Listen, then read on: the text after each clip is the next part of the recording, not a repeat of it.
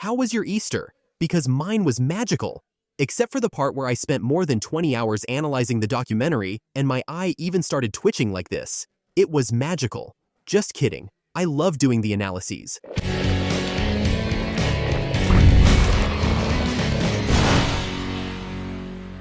And I know you were looking forward to watching this analysis. 26 minutes of material. That's a lot. I took a lot of notes in my analysis, but I need to make one thing very, very clear here. I'm not going to repeat things I've already said in the other analyses, because to me it doesn't make sense, and we just end up wasting time. So, uniform details that I've already mentioned I'm not going to talk about again. Scenes that I've already analyzed, that showed up in the documentary teaser. I've already covered them in the teaser analysis, so there's no need to repeat it. You'll also notice that I analyzed the images from the scenes much more than the lines themselves. The ones spoken there by the actors anyway, by John Lithgow, by Janet McTeer, by Papa Essiedu. I didn't focus on analyzing what they're saying there. There's not much to analyze since it's mainly personal accounts. I focused more on the construction aspect, which you'll see in this analysis. I have no idea how long this analysis will be. Honestly, I don't make these analyses thinking about how long they're going to be. I just write down everything I think is important to talk about. And so, the length it ends up being is relative. One of the first images we see in the documentary is that scene showing the entrance hall of Hogwarts, the first-year students banner, right, welcoming everyone. But then, in a cut, we see this banner up close. We get to see it zoomed in, which is really cool. And you can see more details, like this golden band that outlines the banner. And then there's the writing, School of Wizardry and Witchcraft, around this banner, which we couldn't see before. In the next cut, we have the big reveal. Finally, the Hogwarts coat of arms. This is the real Hogwarts coat of arms, guys. It's different from the emblem on the students' uniforms, right? That one isn't the coat of arms, it's just the emblem. This is the full coat of arms, and it's got a really medieval vibe, which is the style the series is going for. After all, Hogwarts is a school that was founded over 1,000 years ago. So, the idea is for it to look like a coat of arms, in a very medieval style. You can see that the font follows this really old style, like the ones you used to see in medieval engravings. And this coat of arms, this new take on the Hogwarts crest from the series, it brings some really cool elements. It has the animals there, which are the lion, the badger, the eagle, and the serpent. But when you first look at it, right, at least I saw a lot of people wondering the same thing. Where's the serpent? So, what about it? So, the serpent forms this circle here, look, around the shield, where the H is. It forms this circle, and you can see the serpent's little head down there, look, representing Slytherin House. And the concept behind all of this is really cool. At least I thought it was really cool, because you see, at the bottom there's the snake, right? And the snake crawls. And at the top of the crest is the Ravenclaw eagle. And it's on top because eagles fly, right? They live in the skies, soaring through the skies. And on the sides are the lion and the badger. Looking at it from a heraldic perspective, which is the system of coats of arms, this coat of arms is complete. It has the shield in the middle, right? With the letter. It has the crest, which would be the Ravenclaw eagle, that's up there on top. The supporters, which are the animals on the sides. And the base, which is where the serpent is. And then it also has the motto there, right? With the banner, Draco Dormiens Nunquam Titilandus, which is the motto of Hogwarts.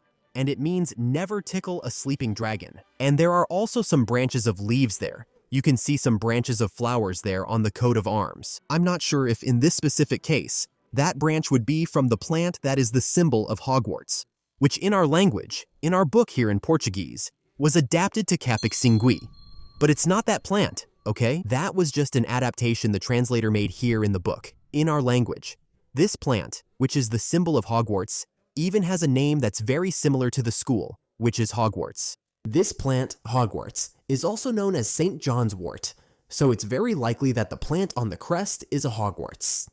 You can see that this frame is clearly about Harry's letter, right? The one he receives from Hogwarts, because it says, "Dear Mr. Potter, we are pleased to inform you blah blah blah." We are pleased to inform you that you have been accepted to Hogwarts School of Witchcraft and Wizardry. The next shot shows some Quidditch brooms. You can see they have some really cool details on the bristles. For example, the first one there, besides having the bristles at the bottom, The bristles higher up are braided. They have elements with different colors, bindings with different colors. One has a more basket-like weave there, as if it were, an actual basket.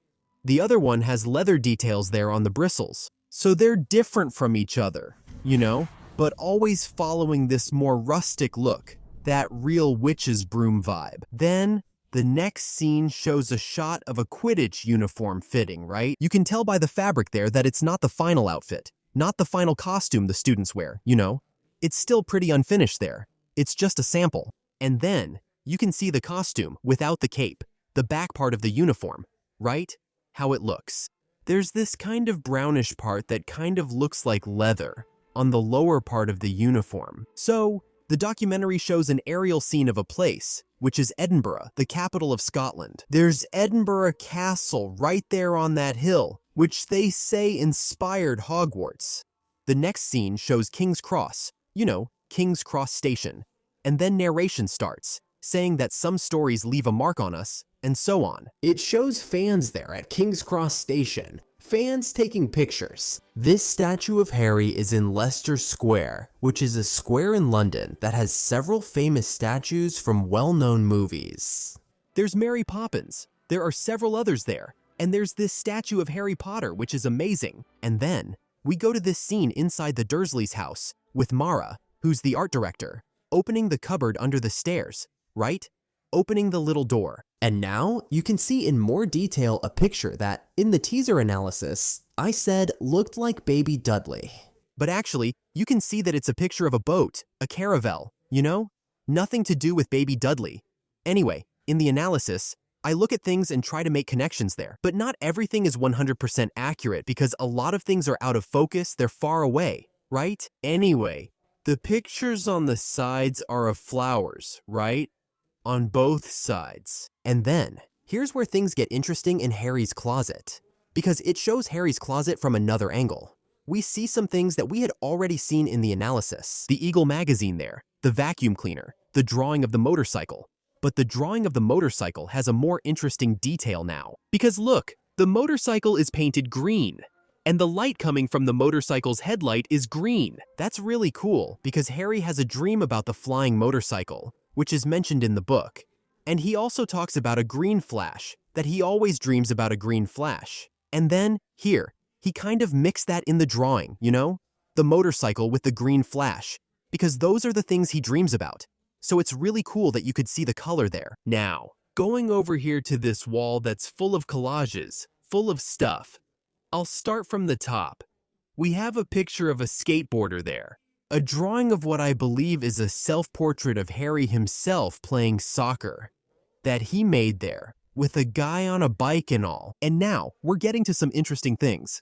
I'll comment based on the height of the items. I'll go down and then move to the other side. Here, on the left, we have a sticker that looks like a World Cup album sticker. And then, you can clearly see that it's an England player, because there's the England flag right there. I tried my best to find out which game this moment is from, but you can see that the image is really blurry, right? The zoom there doesn't help much. I even tried watching it on the living room TV to make it bigger, but the closest I could get to a similar photo was this one here. But I don't know if it's the same moment. I know it's from a game here in 1990 from the 1990 World Cup, which took place in Italy. It really looks like the game between England and Egypt, or England and Ireland.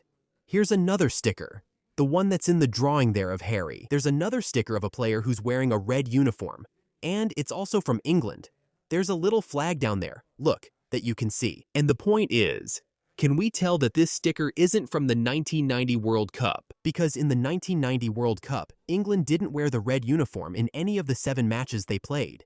They wore their main uniform, which was white. This red uniform was the team's second kit, and they wore it in a friendly match against Uruguay in May 1990. So maybe this image is from that game. I'm not certain though. I gave this mission to my friend Leo Sanchi. He identifies games that happen in TV series and stuff. His content is really cool. I gave him the challenge. Let's see if he can find it. I think he'll find it because he's really good at this. And I'm not really into soccer. Yeah, but I did some research here to check. On the other sticker, over there on the other side, this one, come on, there's no mistaking it. This one is really easy to recognize. It's Maradona, Diego Maradona right here. Look, player from Argentina, who has that big rivalry people talk about between him and Pelé. The Argentinians say he's better than Pelé. And here, man, we have this photo. This photo is from the game against Brazil in the 1990 World Cup. And in this game here, in the round of 16, Brazil was eliminated, my friends, by Argentina, 1-0. Anyway, here it is. So you're telling me that Harry Potter is a fan of Maradona? Oh, Harry, I didn't expect that from you, man, but all right. Now, moving away from the soccer stickers a bit. We have drawings of a squirrel and a skateboard. There's a drawing there. Next to the skateboard drawing, you can see it's a spider, and there's a spider web next to it. That's interesting because there's an interview with Steve Kloves, who was the screenwriter for the movies, where he thought about putting a spider in the movies for Harry to talk to this spider and so on. The spider was almost named Alastor, who stays in the closet, but then he worried people would think Harry wasn't right in the head. Anyway, but there's a part in the book that says Harry was used to the spiders there, because he pretty much shared the closet with them. And then there's a drawing of the spider and its little web, which I thought was really interesting. Another drawing there that we can see is a dog, a little dog. And only part of it is colored, which is the head, right? There's a bicycle on top and all. And there's also a drawing of a hedgehog down there. There's this hedgehog, which is that hedgehog. There are some more stickers, photos. There are several photos of landscapes. And man, this thing about the landscape photos, if you look at it, it's really sad, because for Harry, it's the only way he has to learn about these things, because the Dursleys are never going to take him traveling, right? So it's his way of connecting with the world, maybe, you know? Before he finds out he's a wizard. And one of the most interesting images in those clippings is a picture of the Amazon rainforest, seen from above. Look, the Amazon River, man. Really, really cool here, look. You can see it here, see? It's really big, right? I don't know if this is meant as a tribute because of Adriano Goldman, something he wanted to include there, right? Since he's the director of photography for the series. And he's Brazilian, right? And although the Amazon is also part of other territories in the Americas, most of it is in Brazil. So it's a very strong symbol of Brazil, right? So it would be interesting. And also there, on the left side, there's a cutout of an eagle flying. And above the eagle, there's an image of the Iguazu Falls, here in Brazil. Down there, there are more little photos, right? More drawings. There are some tiny fruit stickers. It looks like a bunch of little fruits down there, see? These stickers were very common to collect in the 90s. Some fruit stickers. Just some random little fruits like that. It's interesting to have so many bicycle cutouts and drawings here, because in the book, we know that Duda gets a bicycle. Actually more than one, and Harry never gets to ride. He can never ride. He's not allowed to ride. So, the way he copes, the way he makes up for it, is by having bicycle cutouts of the ones he dreamed of having one day. It's sad, but it's a very accurate detail. Honestly, I'm not going to dwell too much on this part here, because there are a lot of drawings, a lot of things to add, but these are basically things that show we're in the 90s, okay? And things that have a certain maybe importance for Harry before he found out who he really was. The next shot shows part of the Great Hall, part of the main hall at Hogwarts. Can you tell? You can tell because of the window in the background, that window with stained glass. And there are some things hanging there, which we'll see in a later scene here, viewed from below. And then, the side tables are the ones where the teachers sit, right? You can see they're full of food. There are candlesticks there, right? That hold candles, candelabras, with carved figures. It's a bit far away, out of focus, so you can't really see it. But right away, we have this very beautiful bronze owl. It's on top of what looks like a globe, right? It's not exactly a globe of the Earth or anything. It's just a sphere, but it's very beautiful. And it's an ornament that's part of the Great Hall. It even reminds me of that owl that's used as a stand in the movies, but I don't know if it has the same purpose, or if it's just a decoration there. Then John Lithgow starts speaking. There are a few moments of John Lithgow talking. Some scenes were already shown in the behind-the-scenes teaser, so I won't cover them. Then John Lithgow shows a table with documents, including Dominique's photo. This here, we'll get to it later, this document shows up here open. We can see exactly what's written, and it's really cool. But then, John Lithgow talks about there really being 8 episodes in the series. So, that's one more confirmation. It was already more than confirmed, right? But if anyone had any doubts, here's one more confirmation that there will be 8 episodes. It shows on the monitor a moment from Dominique's audition for Harry. And then we cut to a scene in the Great Hall where we have Francesca Gardner here on the right, who is the writer and showrunner. She's holding an orange envelope in her hand. And then we have Hagrid, played by Nick Frost. And we have Papa Essiedu, who plays Snape. Here at the table, in front of the teacher's table, there's a back door. And Snape, one thing that caught my attention in his characterization is that he wears a silver ring. It looks like silver on the index finger of his right hand, and on his left hand, he also seems to wear a slightly bigger ring, and it covers a larger part of his finger. One detail I wanted to mention here is about the lighting on the table. It's a candle that's protected by a glass cover there, right? I really like seeing that, because there's something that bothers me a little. It's the impression that Hogwarts has electricity. There are some parts of the teaser where you see lamps that seem to be powered by electricity, and that bothers me a little, to be honest, because wizards aren't familiar with electricity. Anyway, it's a nice touch to have this on the table. I really wish all the lighting was like this, with flaming torches. I wish these lamps had candles inside too. I can't confirm if they are or aren't, because I couldn't see them up close. Anyway, here we have Snape's costume, right? Snape's outfit. It's the classic black outfit that Snape always wears, right? Most of Snape's clothes are like this. And here, from what it looks like, it's the start of the school year banquet, from what it seems. Back there, we have someone in a plaid shirt, but you can't see who it is. There's this detail of a half wall here, look, made of carved and decorated wood. Very beautiful. The food there on the table, nothing like, it's not such an amazing detail, right? Nothing special. And then we have a scene with Dumbledore, where the crew is there fixing his robes. Here we have John Lithgow in costume, and we can see his big beard all curled up there, right? And everything. And a very beautiful costume, burgundy and gold. I don't know if it's intentional, because those are Gryffindor's colors and Dumbledore was from that house. Because he also appears at other times wearing other colors, right? For me, it would be meaningful if he wore this cloak at the start of the school year in the Great Hall, since we can see the chair and table in front. And behind, that huge stained glass window, simply gigantic, which is the stained glass behind the teacher's table. You can make out a few details in the stained glass, but nothing complete. But you can see part of a badger right behind Dumbledore's head. Dumbledore with this amazing hat.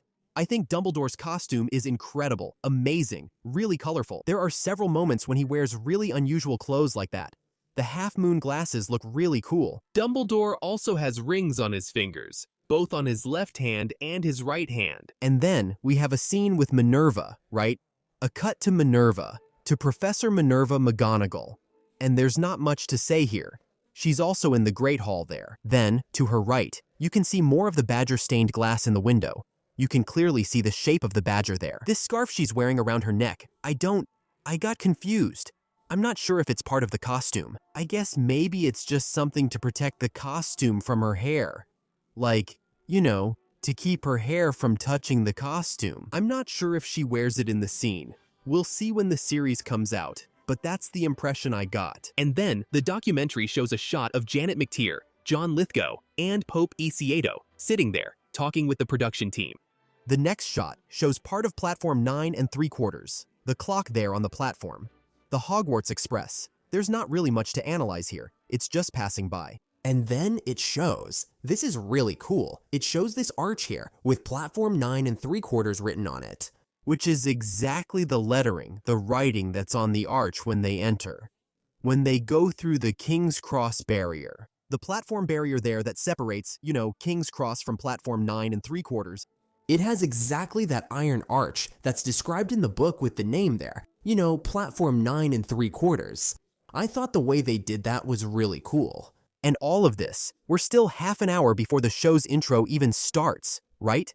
The search for Harry and the art behind the magic. In this first scene that shows Hagrid coming with the students, I forgot to mention it in the analysis of the documentary teaser. But the one in the scene is probably his body double. You can see he's really tall. Nick Frost is actually pretty short, you know. So he would look really short there, next to the kids. And that's not the scale they want to show, right? In these wide shots, they use the body double. Then we have a scene of Hagrid walking toward an area where there's snow. I'm not sure if this is the moment when they filmed that scene where he makes a snow angel, which appears in the teaser. But anyway, he's definitely walking here and heading toward the snow. I kept wondering, is that snow fake? Is it a set piece? Or did they actually film during a cold season? Because people are wearing sweaters there. Look, sweaters, jackets, you know. The next take already has a bit more to talk about, right? It's a shot seen from inside Hogwarts looking out.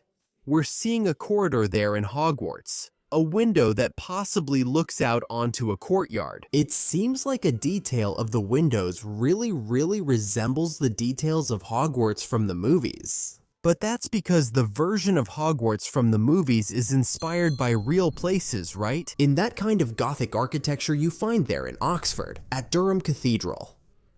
At Gloucester Cathedral, I think it's Gloucester where they filmed as well. Anyway, so it has that characteristic. And it really reminds me of Hogwarts Legacy too. You can see here, there's a window. This window design is identical because yes, it's inspired by the same thing, so it's going to be identical. But this twisted tree really reminded me of Hogwarts Legacy, that twisted trunk of the tree over there. It really reminded me of Hogwarts Legacy. Anyone who played might remember the part where the mission happens, where you go talk to that girl. It's a side quest. You go talk to her and she gives you the Daedalus Keys quest. She basically waits next to a tree, which really reminds me of this one. Over there on the right side, we have part of one of the ruined windows. Broken there, right? And you can see that there seems to be a phrase written around the window. On that window in the back, you can see it. Look, this one on the left here. You can really see there's some writing. Obviously, you can't see what's written because it's far away. And even when you zoom in, it all gets pixelated. You really can't see anything. Right there in that part where it looks like there's an entrance, kind of like a little cave, where the rocks are kind of uneven. That part really looks like a face. I don't know if it's intentional, but it really looks like a face here with an open mouth where this opening is. We can see there, you know, grass, stone, the plants climbing up the walls of Hogwarts. That's a naturalistic aspect which they even mention in the documentary that they're bringing to Hogwarts. There on the left wall, near where there's that entrance that looks like it has the shape of a face, there's a painting where it says Slytherin Victorious and the date 1990, and there's a painting of a serpent, and it looks like there's a broom as well. This was probably done because of Slytherin House's victory the previous year. Slytherin had been undefeated for 7 years, winning the House Cup and the Quidditch Cup, so that's a really cool detail. And then the next scene shows a circular staircase and also a kind of planetarium there, all lit up. Really beautiful, which really reminds me of Hogwarts Legacy too. If you look at the planetarium in the astronomy tower in Hogwarts Legacy, you'll see it looks similar. It's not the same, but it's reminiscent. And besides that, this staircase here, I would guess it leads up to the astronomy tower, you know? So here, remember when I talked about the lights in the castle that give the impression of being electric lights? That it's a chandelier with a little glass piece on it, right? So we can't really tell if there's a candle inside lighting it up or not. To know that, we'll probably have to just watch the series anyway. But since the light kind of flickers, to me it looks like a candle. And this next shot here, it might seem quick, but let's pause. When we pause, we can see a lot, a whole lot. This is the inside of Madame Malkin's shop, part of Madame Malkin's shop in Diagon Alley. You see this because we have a mannequin here with a regular robe, right? Green there, with a hat and such, some golden accessories. But over there in the right corner, we have mannequins with the Hogwarts uniforms. And on a piece of furniture there, we have the house ties hanging. Madame Malkin sells the uniforms, right? But she also sells clothes for all occasions. The camera comes over here. We have an outfit tied with a black ribbon, which looks like pajamas. It really looked like pajamas to me. And there are some regular ties hanging, and there are other regular clothes there, which don't seem to be part of the uniform on the left side. The scene changes, and then we go inside. Part of the interior of Ollivander's shop. Here are the wand boxes. We seem to have what look like 3 different types of wand boxes, right? We have a more circular ornament there, which even looks like a doorknob, right? But it's actually a wand box ornament. These more golden boxes down here. Maybe it looks so golden because the light is shining on it, There's also an ornament there. And the other boxes, which are down on the right side here, they seem to be another type of box. Wand boxes, but they all follow more or less the same style. Then there's a side staircase here. On the side of the staircase, there are more wands there, built into the wall. This piece of furniture here is really cute, by the way. This piece of furniture. With some tiny drawers there, maybe there are wands inside them. And then at the back door, it's pretty rough there, because it's the back part of the set, right? So, it's just the structure there. And there's even a little product up here. Maybe some hand sanitizer to clean things. But it's not important. And then, next, it shows the construction of sets, right? We have a set there, among the trees, that looks like the assembly of the Quidditch stands. Then, we have that scene of the Great Hall, right? The structure of the Great Hall, Diagon Alley, which are scenes that appeared in the teaser, so there's nothing to say about them. This courtyard also appeared in the teaser. And then we have a scene that didn't appear in the teaser. And this one is really cool, which is the structure they're building for platform 9 3/4. This is where the Hogwarts Express is. The set is where the Hogwarts Express is. And they were building it there, at a very early stage. The guys were pouring concrete there, building everything. The next scene shows them finishing up the cafe at platform 9 3/4. This is the cafe at platform 9 3/4. Of course, without a counter or anything, because they were finishing up the walls there. So, we have the construction scene of Privet Drive. There's not much to say, right? That's Privet Drive there, really raw, being built. So, what I think is impressive is the fact that they built several houses there just to be a set, you know? And it's not like, oh, they just built the outside of the house. You walk past the door and it's just cardboard behind it. They're actually real houses inside, you know, set up. It's incredible. That's amazing, man. The realism is just insane. And then it cuts to a scene of the construction of the Great Hall, a bit more advanced there, with more finishing, right? Platform 9 3/4. And then John Lithgow comes in, you know, talking about how the Harry Potter universe is amazing, how incredible it is to be able to explore it now from another perspective anyway. I'm not going to cover much of what they say. Then, the interesting scene that appears after John Lithgow is Minerva McGonagall in character. And you can see that the door behind her has a stained glass window with a red cross. And a red cross is very characteristic of places that symbolize first aid, you know, and all that. And at first I thought, wow, this looks like the hospital wing, right? It could be the hospital wing. The door to the hospital wing at Hogwarts. But then, if we analyze the image a bit more, we see that the wall there, the bricks, they look quite different from Hogwarts, right? From the walls of Hogwarts that we've seen so far. So I keep wondering if this might actually be the hospital wing. And it has this different look with lighter walls and smaller bricks, which to me doesn't make sense. The size of the bricks being different from the blocks there in Hogwarts, right? Or maybe this could be someone's house, and it could be Hermione Granger's house. Since Hermione is going to be visited by a professor, we know that. We know she's going to receive the Hogwarts letter. Maybe this is the door to Hermione's house. Now, if Hermione's house door has a red cross, her parents are dentists, not doctors, right? I don't know if dentists use this symbol on their door, although it's their house, not the office, right? Anyway, for me, those are the two options. It could maybe be the Hogwarts infirmary. But do you see this white structure on the side? This looks much more like the front of an ordinary house. It doesn't look like anything related to Hogwarts, you know? She comes out smiling, Minerva. She gives a satisfied smile. To me, it looks like she just met someone she saw herself in, someone she thought was very smart. Maybe it is the scene where she's going to deliver Hermione's letter. It might not be, but maybe it is.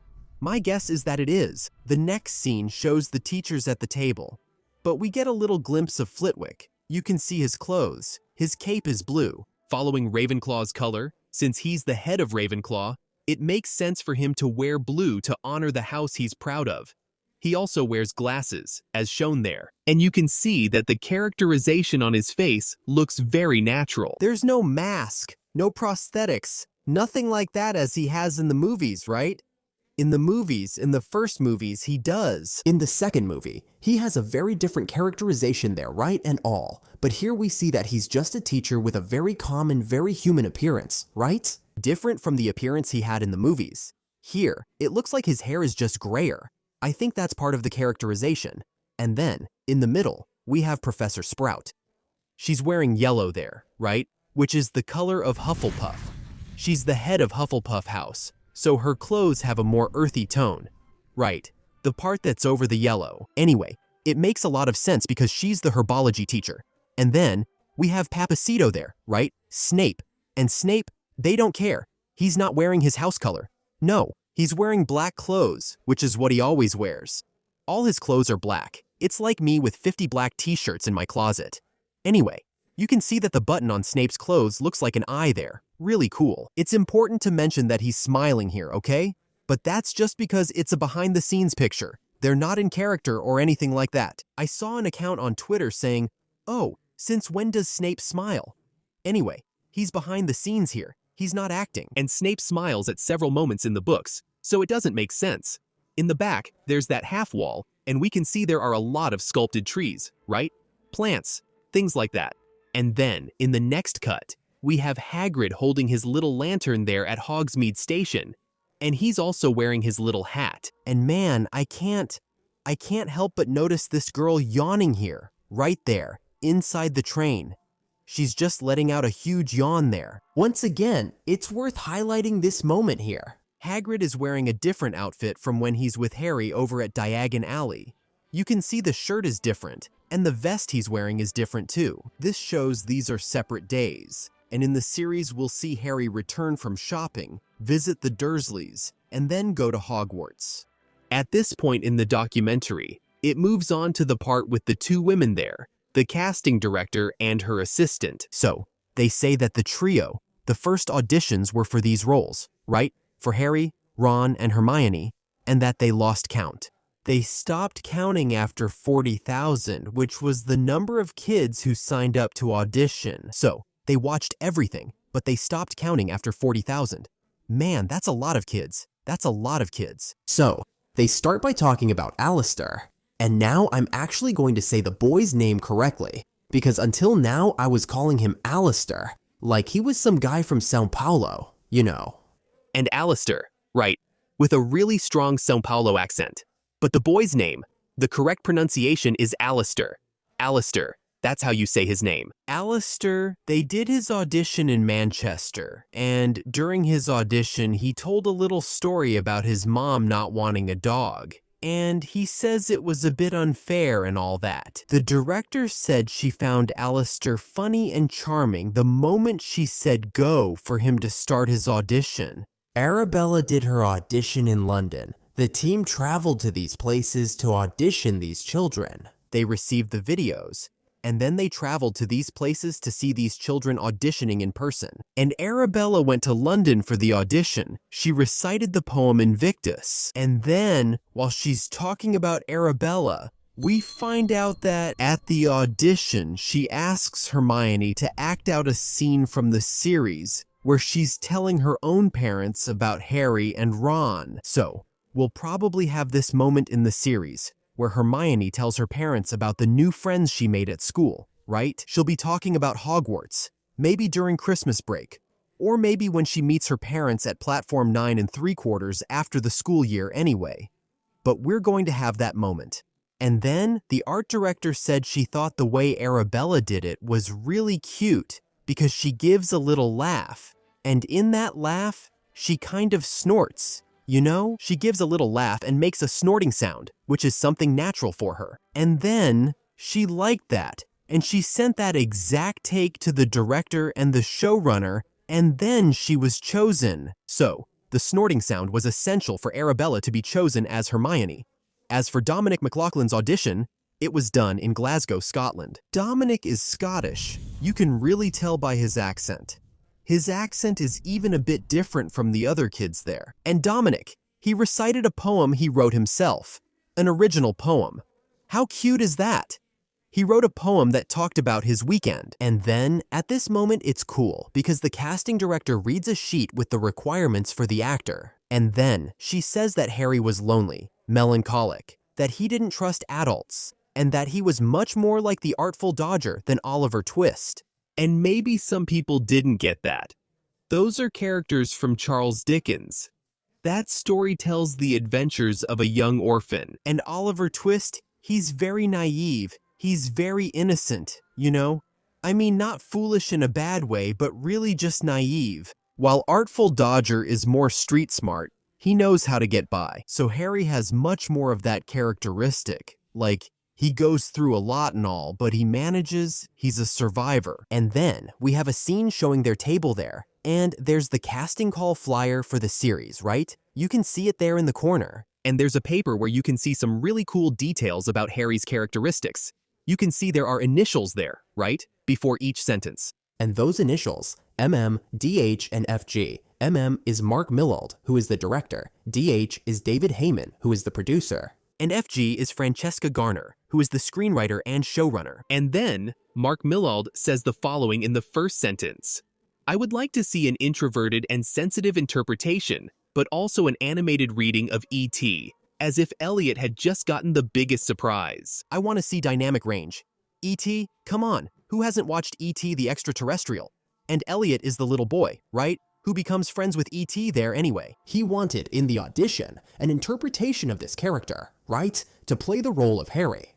And then, the next sentence from Mark Millard is in parentheses, about Jim Fong. I looked up the name Jim Fong. There are some artists, but they're already adults, established. I don't know if this is someone who auditioned anyway, for Harry. But he says the following. He was sensitive, portrayed the hurt, less self-confident, but lost his breath and his energy dropped. David Heyman. You need to see that the reaction and listening are genuine. In other words, the actor needs to have that genuinely there, not just acting, pretending to have it.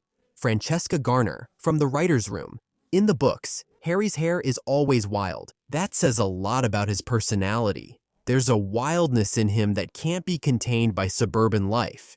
He's a bit fierce, wild. Continuing, and then there's another line from Francesca Garner. Harry isn't used to being touched. When he goes to Hogwarts and makes friends, he's dealing with an abundance of physical touch, right?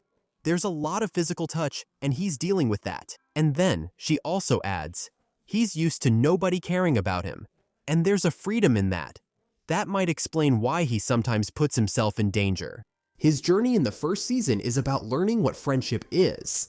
There's a danger in having something to lose. That makes him vulnerable. In other words, before Harry knew who he was, before he developed a friendship with Hermione and Ron, he basically had nothing to lose. That was how he felt. So that's why he would get himself into danger, you know?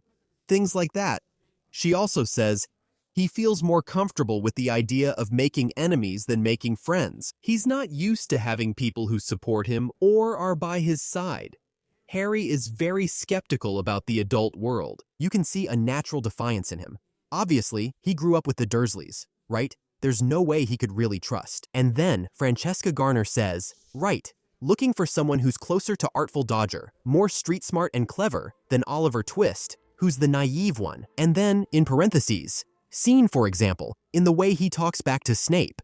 So, man, that's a sign that we're going to have a sassy Harry here, huh? In the series. We're going to have a sarcastic Harry, a sharp-tongued Harry. David Heyman also says that there's a vulnerability, melancholy, and a solitary quality in Harry. He adds that there's a survival instinct in him for having survived the Dursleys' abuse, that he has grit, and there's a confidence in him. He takes care of himself. I love that we got to read this paper and see those notes from the team. I really loved it. On the paper, below Harry's section, there's also a little part about Ron. And the translation is as follows. Younger boy, who is a bit immature. He has a talent for humor. He needs to be funny. That's essential. A survival quality for him.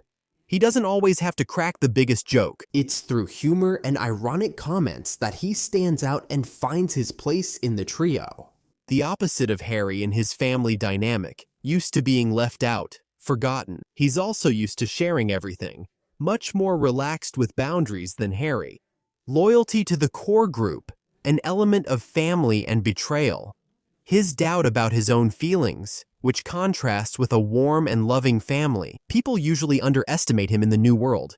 He can make decisions and take action. This is about Ron Weasley, right? So there's the funny side, of course, of Ron and everything else. I hope he won't just be comic relief in the series, and I doubt he will. Given how the series is being made and developed, and the significance of events, I doubt Ron will serve as comic relief. But he does have that trait in his personality, right? That's how it's described, but I don't believe that's his only trait. And then, we cut to a really cute scene of the trio arriving there. Dominique, Arabella, and Alistair arrive, and it looks like it's their first time there, right? In that live stream setting. And look at how cute they are, man. Look at how Dominique comes in a bit shy, you know? He gives a little restrained smile, one hand in his pocket, and Arabella does the same. Alistair is a bit more laid back, with his sleeve over his hand, you know? More relaxed, I'd say. And check out the clothes they're wearing. These are the outfits they wore when they were introduced to the world. Alistair's outfit is exactly this one, and Arabella's is exactly this one. And Dominique's is exactly this one. But the color was changed digitally. I think this gray didn't come out well when they took the picture. And then they digitally added a blue tint to give it a touch. And then they show up already in costume, right? I believe this was during an initial costume test. They take pictures in what seems like a photo session on the platform. I'm not certain, but the back wall makes it look that way.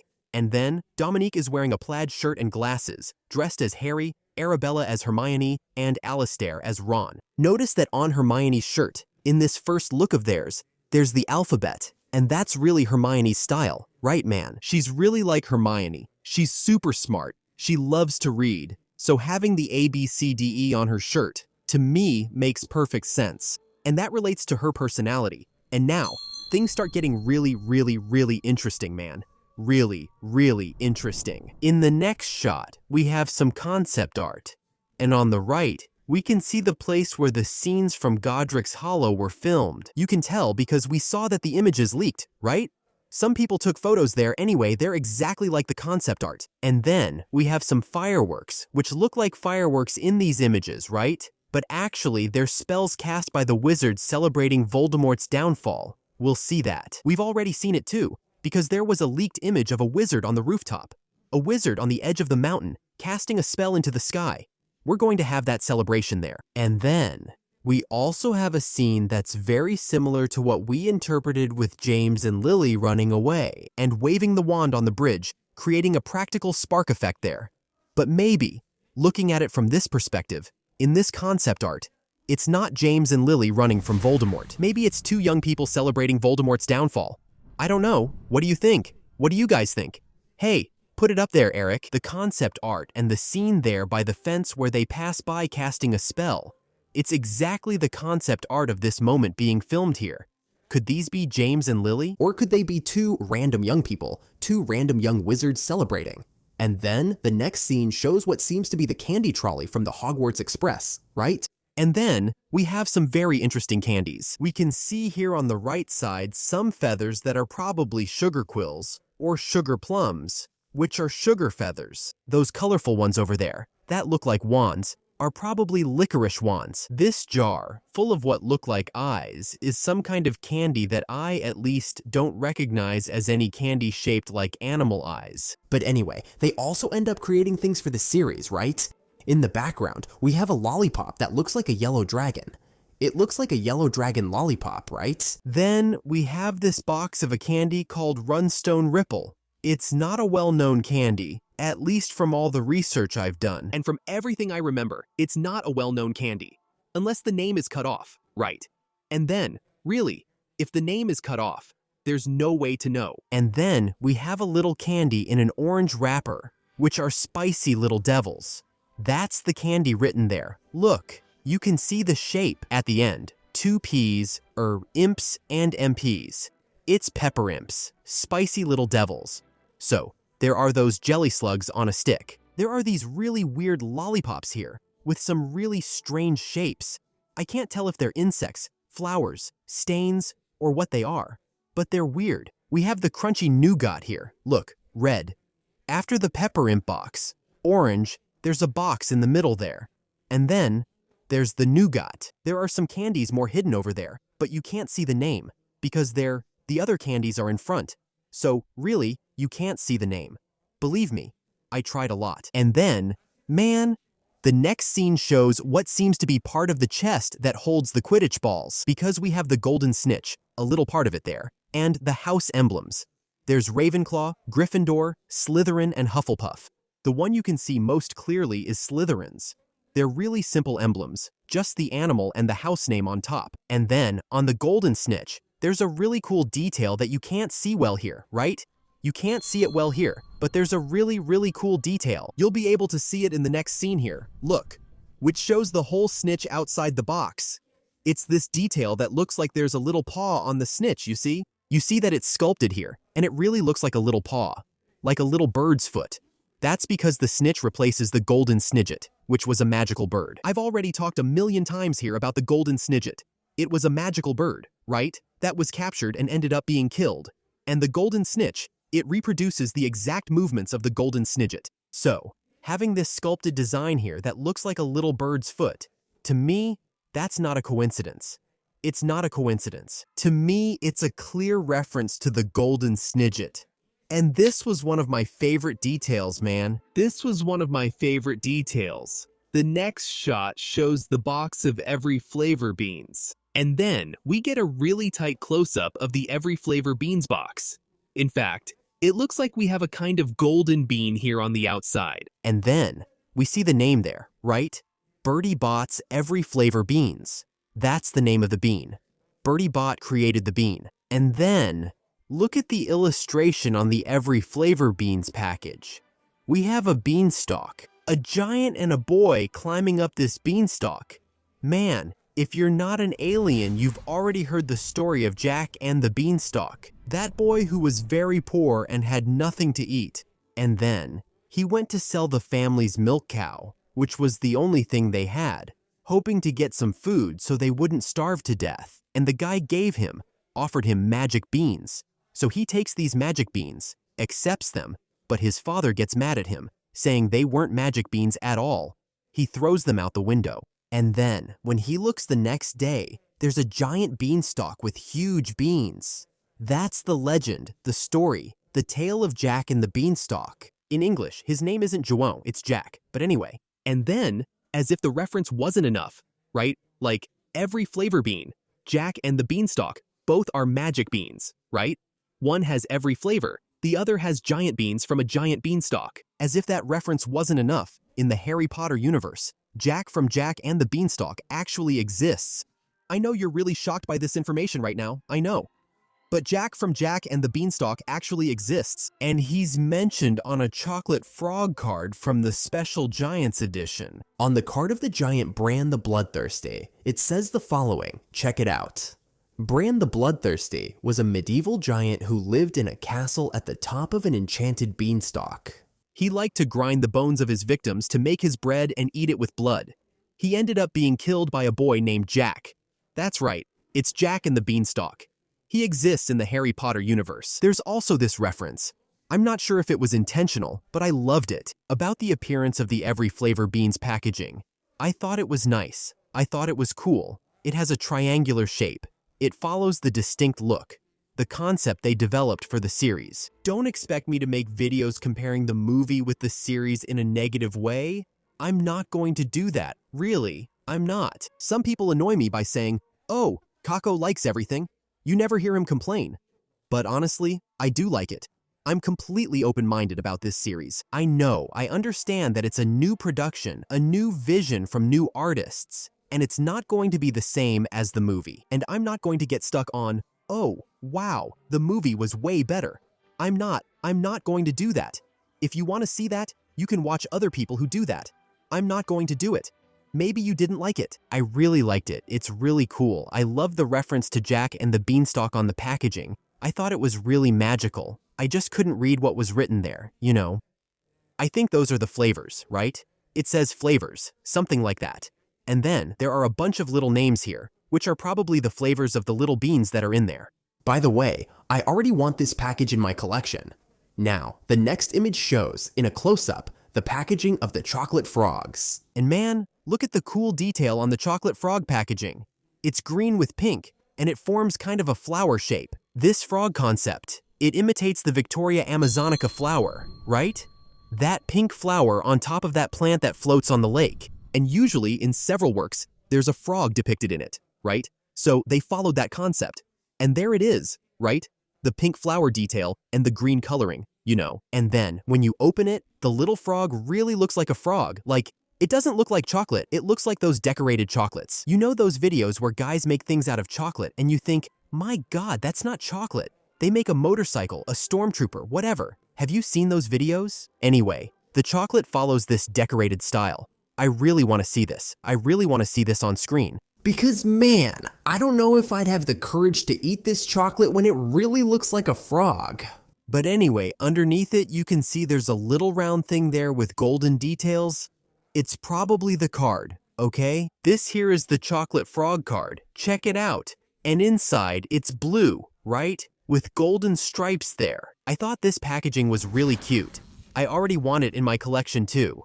I already want to collect the chocolate frog cards from this edition. I have the full movie set. Now I want to complete this one from the series. The chocolate frog set from the series. This is amazing, man. I'm simply in love. I'm enchanted with this new vision of the series. Then, in the next scene, we have a model of Gringotts Bank. It's written there, right? Gringotts Bank. And then, there's a phrase that seems to be in Latin. It says Fortius quo fidelius, which, according to the translation here, means strength through loyalty. But fortis or fortius is wrong in Latin. The ideal would be fortius, right?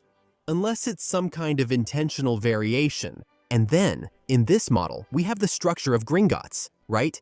And when it shows from above, there's a tree right in the middle, very close, right? In the middle of Diagon Alley there, in a fairly central area, where the bank is. And that really reminded me of the tree in Hogwarts Legacy.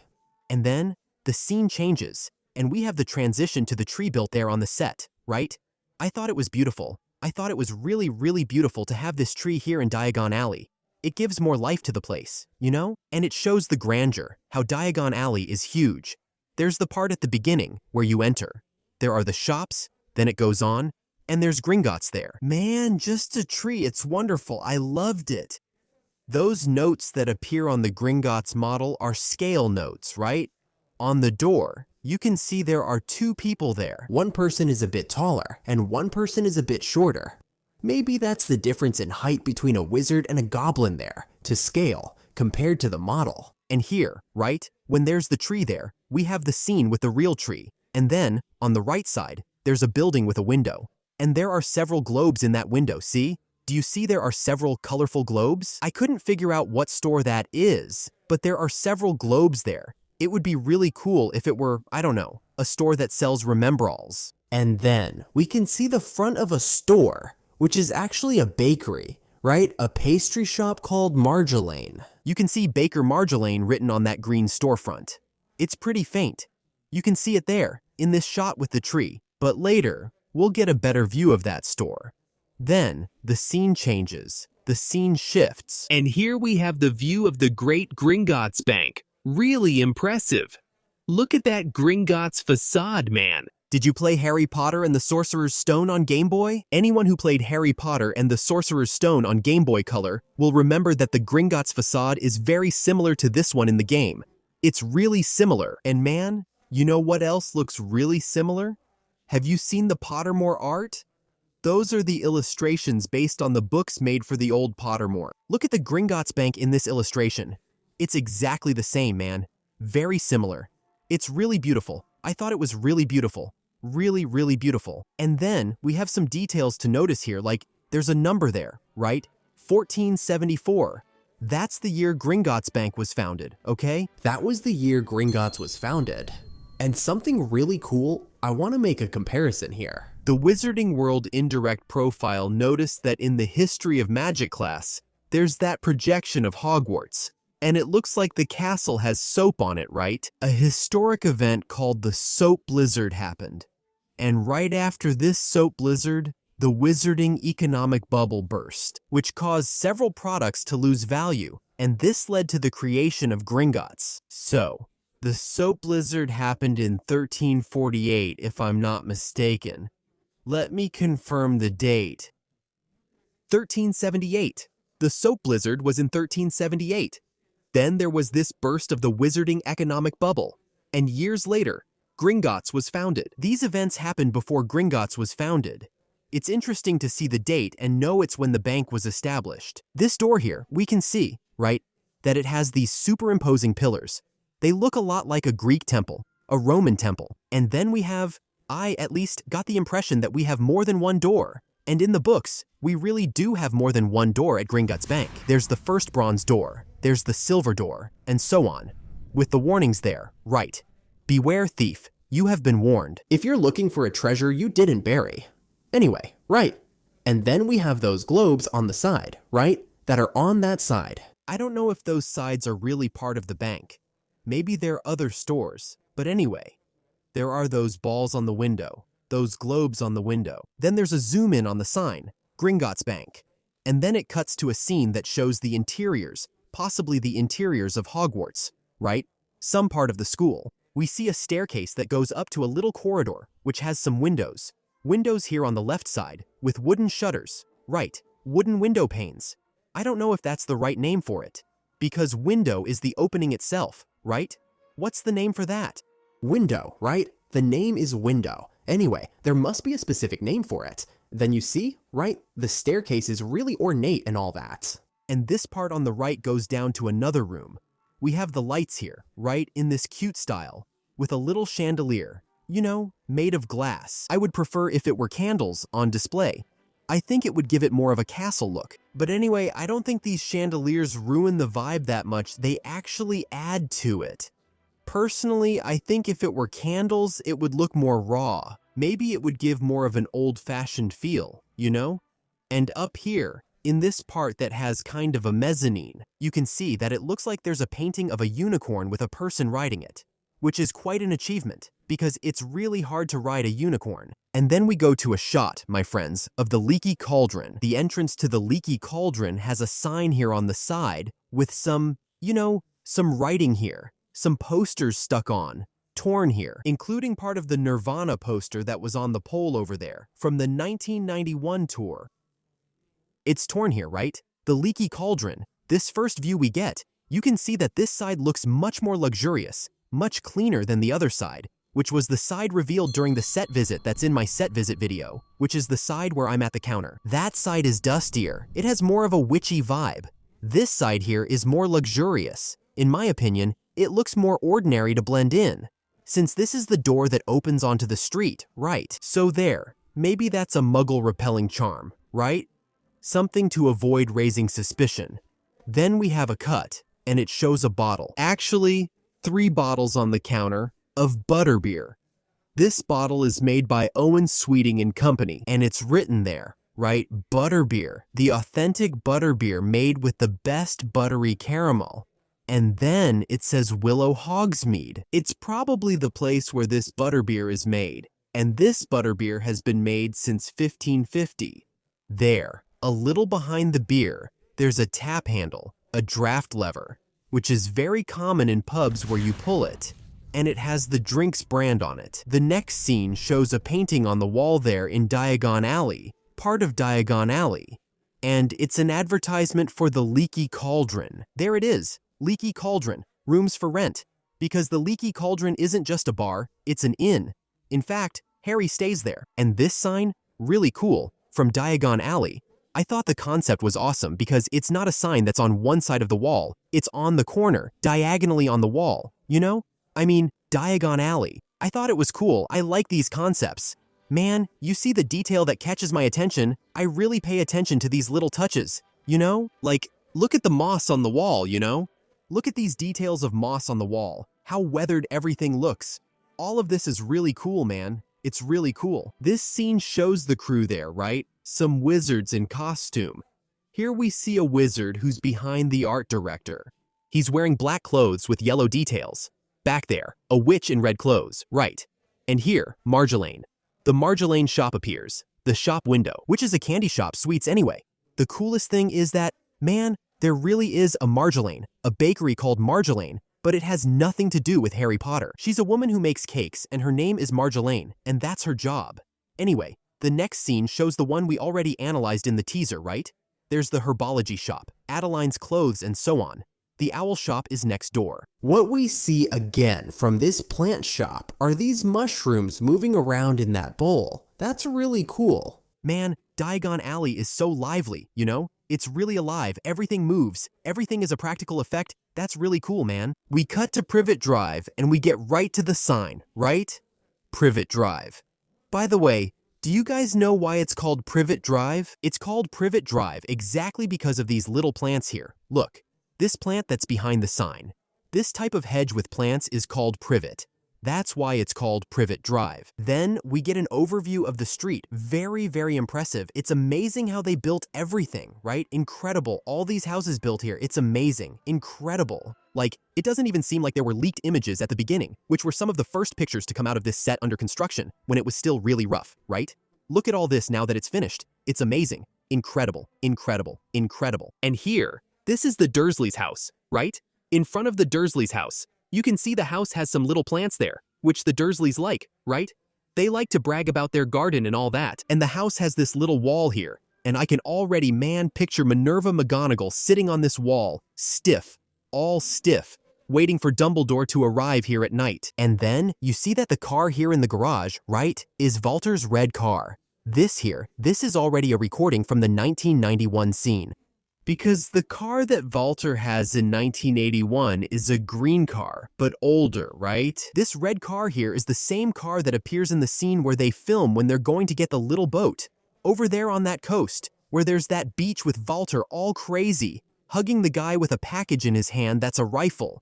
It's the same car. So, that means this already takes place here in 1991. This scene was filmed in 1991. Number 4. Privet Drive. Right.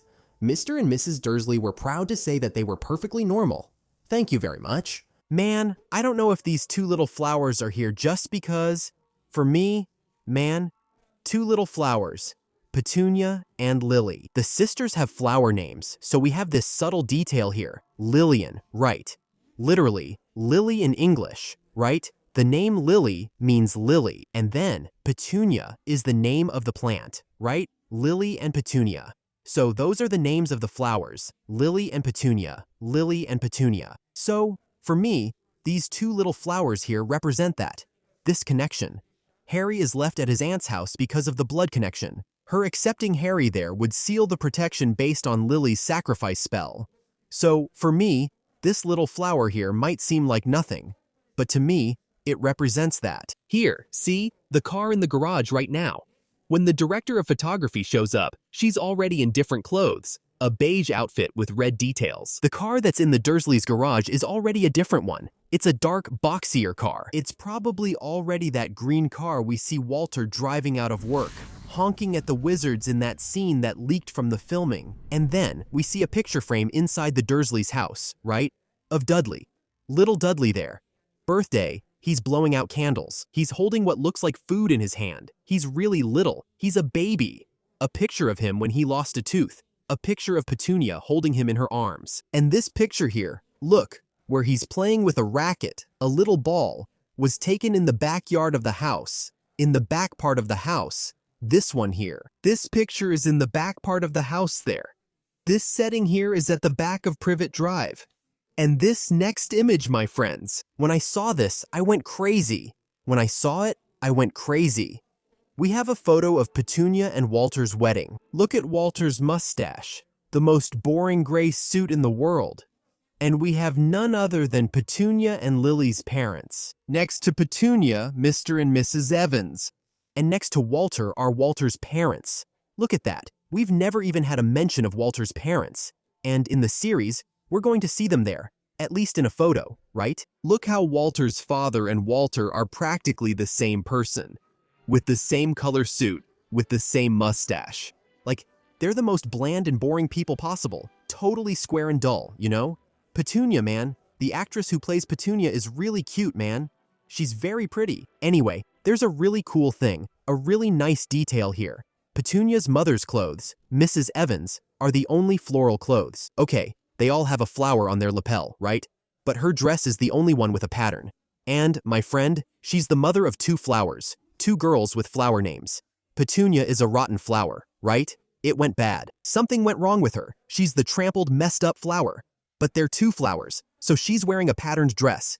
And to me, that's not a coincidence either. Because, man, when we see all this, we see production, we see things, we understand all the concepts behind it. Nothing is by chance, you know? Nothing is by chance. I look like the guy from the meme with the board, connecting things. But that's really me. It's obviously from the wedding day. Petunia and Walter's wedding. Then we have the scene with Mara, who is the director, showing the closet.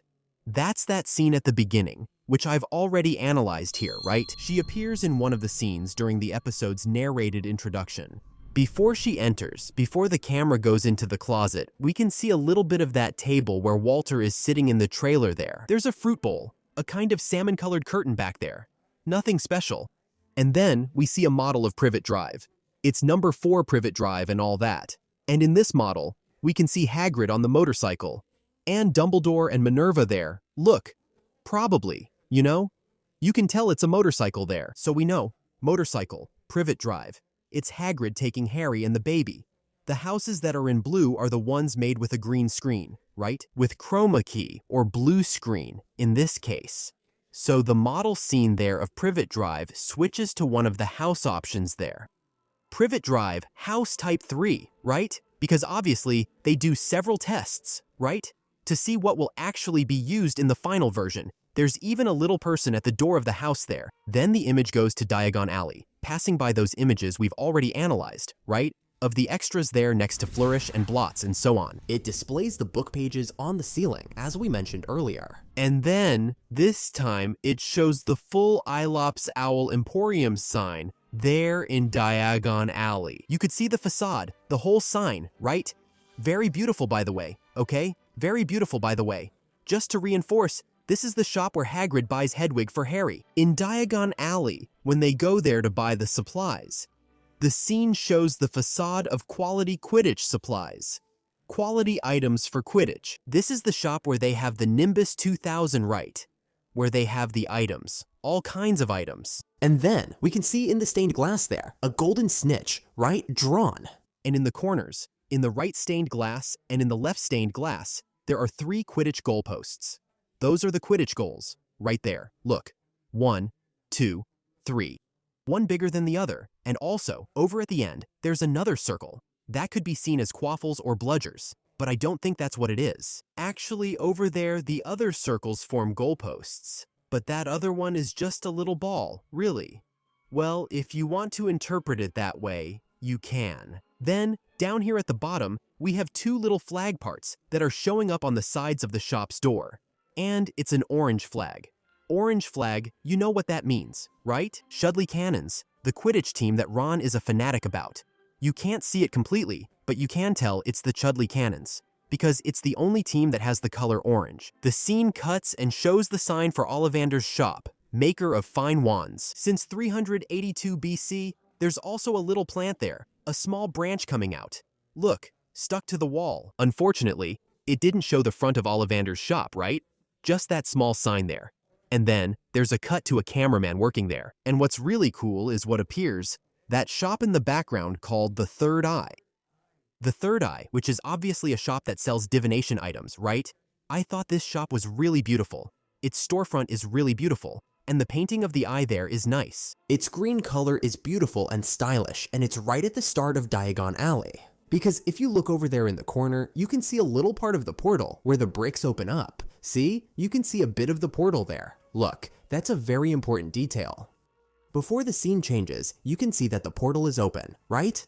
Now, look when the scene changes, we have the production crew there, and the portal is closed. And I'm not talking about the other portal that's over there on the left. No, that portal on the left has nothing to do with it, okay? I'm talking about this portal here, the one with some bricks, where there are 2 men. One is wearing a blue shirt, the other seems to be wearing a green or gray shirt, and they're working on this portal. That's the part that opens, where the wizards from the Leaky Cauldron tap their wand on a specific brick. And it opens, revealing Diagon Alley, right? And giving access to Diagon Alley. This here is open. And here it's closed off with these bricks. What does that mean? These bricks are going to open using practical effects. These bricks are going to open using practical effects. And they're here, look, working, right here at this moment. Look, maybe because on that day, they were filming the scene where Harry arrives at Diagon Alley. This is going to open using practical effects, my friend. Listen to what I'm telling you. Listen to what I'm telling you. Sorry, it might sound arrogant, but here it goes. Oh, Kako, you only talk about the set visit. I went through this portal and it was open without these bricks. So this is going to open using practical effects. I'm telling you. Practical effects are always better than digital effects, right? There should be a balance since both matter, but practical effects offer incredible realism. And then, after we leave Diagon Alley, we see Janet McTeer speaking there, right? She's the actress who plays Minerva, and it shows a scene at the door of the Great Hall. And it's a scene that also appears in the teaser, but in the teaser, the door is more open, right? But this time, you can see the emblem of the 4 houses on the door. There we have Ravenclaw first, Slytherin second, the Gryffindor Lion third, and the Hufflepuff Badger fourth, which we've already analyzed, right? It's her entering, the students, there's Oliver Wood, and so on. In this Great Hall scene, which had already appeared in the teaser but is shown more open in the documentary, we can see the sculpted animals of the other houses on the pillars. Before, we'd only seen Slytherins in the cut after Snape's scene. So now you can see that there are the animals of all the houses. And obviously there would be, right? We just hadn't seen them yet, but they're there. And now it shows these Hufflepuff students waving, right? They're from Hufflepuff. You can tell by the details on the sleeves and the collar of their clothes and the tie. I'm not discussing the uniform much since I made a video about it. I'll just mention it when the camera zooms in on the ties to highlight a detail about the colors. Now, notice that this scene changes, and then there are 2 Gryffindor students shaking hands, this blonde boy and this other black boy. And then, they're there shaking hands and all. And then, notice that in the scene that shows the students entering the Great Hall, there's the scene with the banner and the scene with Minerva. And then it shows Janet McTeer speaking, and then it shows the students entering the Great Hall, right? The students who haven't been sorted yet. They're wearing purple ties there, a burgundy purple shade. Those 2 boys who shake hands and are wearing Gryffindor robes in that previous scene appear here entering, still not sorted, which means they're first-year students. But in Gryffindor, in the first year, only Dean, Seamus, Neville, Harry, and Ron join, which made me think, we know it's just them because only they share a dormitory. And, you know, the kids who go to the dormitory, who share a dormitory together, at least as far as we know, are the kids who are sorted in the same year. So if, for example, in one year 7 boys are sorted into Gryffindor, those 7 sleep in the same dormitory. So there are these 2 extra students here. I don't know if they're just there to fill in, you know, to make up the numbers. But then it doesn't make sense for them not to be in the dormitory later, since it shows them arriving to be sorted, and it shows them later being sorted into Gryffindor. I'm honestly curious about that, really curious. In fact, I'm working on a really cool script about how many students enter Hogwarts each year, and analyzing it during Harry's first year. Anyway, how many enter each house, and how the series can handle that. Anyway, that's something I'm wondering about, looking into it. Now, this scene with Minerva, going back a bit, a little before the scene where they enter the hall, if we go back, there's Minerva on the stairs. And there's a woman in white next to her, who's a member of the production team. You can notice that where the lamp is on the wall, there's a lightning bolt mark. As if it had been hit by a spell that branched out there. Doesn't it look like that? Look! Look! What could that be, man? What are those marks? What do they represent? They represent that Hogwarts is a school. Obviously, right? Hogwarts is a living school.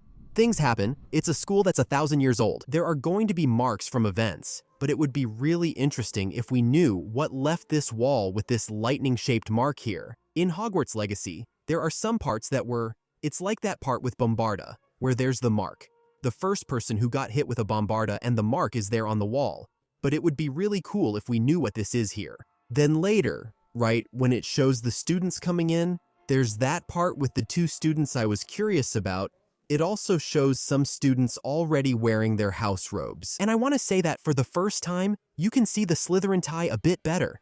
This little girl with glasses here, this black girl, her tie, one is from Hufflepuff, obviously, right? The shorter one is from Hufflepuff, and the other girl is from Slytherin. The green on the Slytherin tie is a darker green, you know? It's the first time you can really see this tie better, with more detail. And all of them have that color element in common that I mentioned, that I talked about in the uniforms video, for those who haven't seen it. I also mentioned it in the teaser analysis. Here in this scene, we have the actors getting ready to enter a classroom or to leave a classroom. And then, we have the actress who plays Parvati, the actress who plays Lila Brown, who is this tiny one here, the actor who plays Ron, the actor who plays Harry, Dean Thomas here, the actor who plays Dean Thomas, who comes in messing around with the camera. This blonde woman here, who is in this image, is Lucy Forbes. She is a director. and she will direct the 3rd and 4th episodes of the Harry Potter series.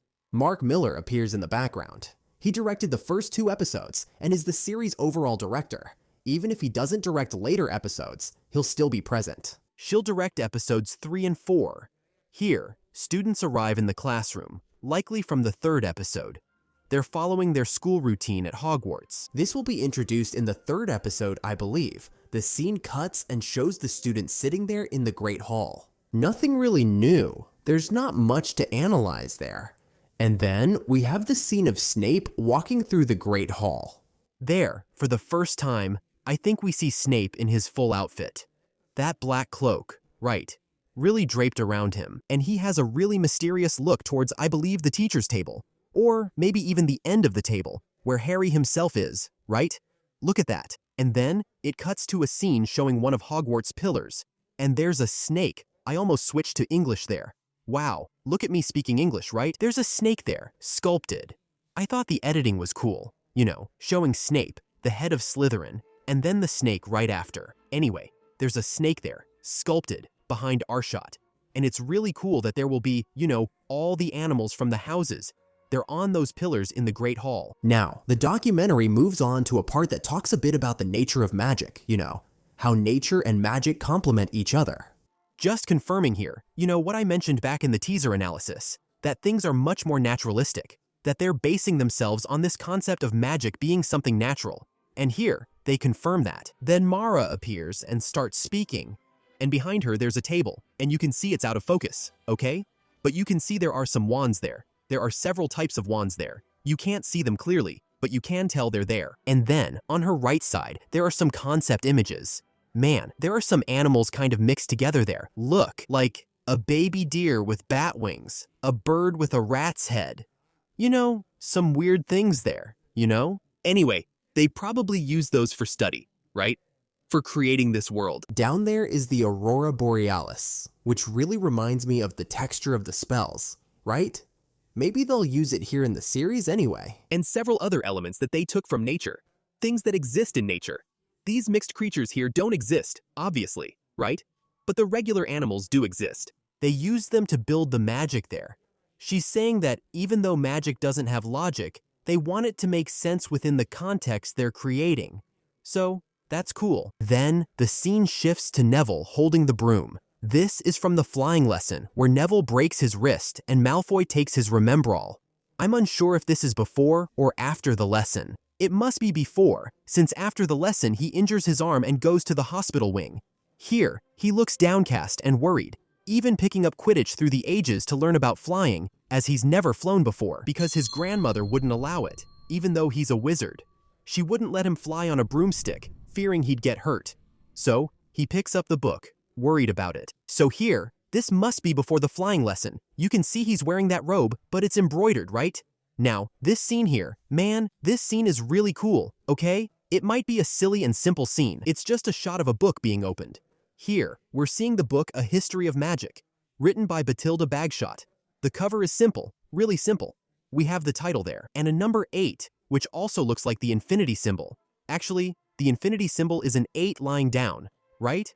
But anyway, I don't know if it's because it's the 8th edition of A History of Magic, but here we have the book with a completely black cover anyway. And then, this scene might not seem like anything special, but pay attention to the surroundings of the scene, to the composition of the scene. This is Harry. He's opening the book. Notice that there are bags on the floor around him. He's wearing jeans and that green jacket he wears when he goes shopping in Diagon Alley. Here, at the bottom of the scene, we have Hedwig's cage. So, this is him. In Dudley's second bedroom, which became Harry's room, he leaves the cupboard under the stairs and goes there when they get desperate, especially when the letters start arriving. This is when he comes back from Diagon Alley and unpacks what he bought. He reads the books and makes choices. At the moment, he reads A History of Magic. He sees the name Hedwig and names the owl after it. That's the moment. I'm absolutely sure it's this moment, just by the way the scene is set up here, with him opening A History of Magic. Then it shows the greenhouse and everything. We've already seen the inside of the greenhouse, but this is the first time we see it from the outside. And there's a really cool detail on the outside of the greenhouse, right? It's all decorated with stained glass. It also has a bit of a gothic vibe. When I say gothic, guys, I don't mean the Gothic style of people who wear black clothes and all that. I'm talking about Gothic architecture. Notice that at the top part of the stained glass there's a quatrefoil, which is this symbol here, right?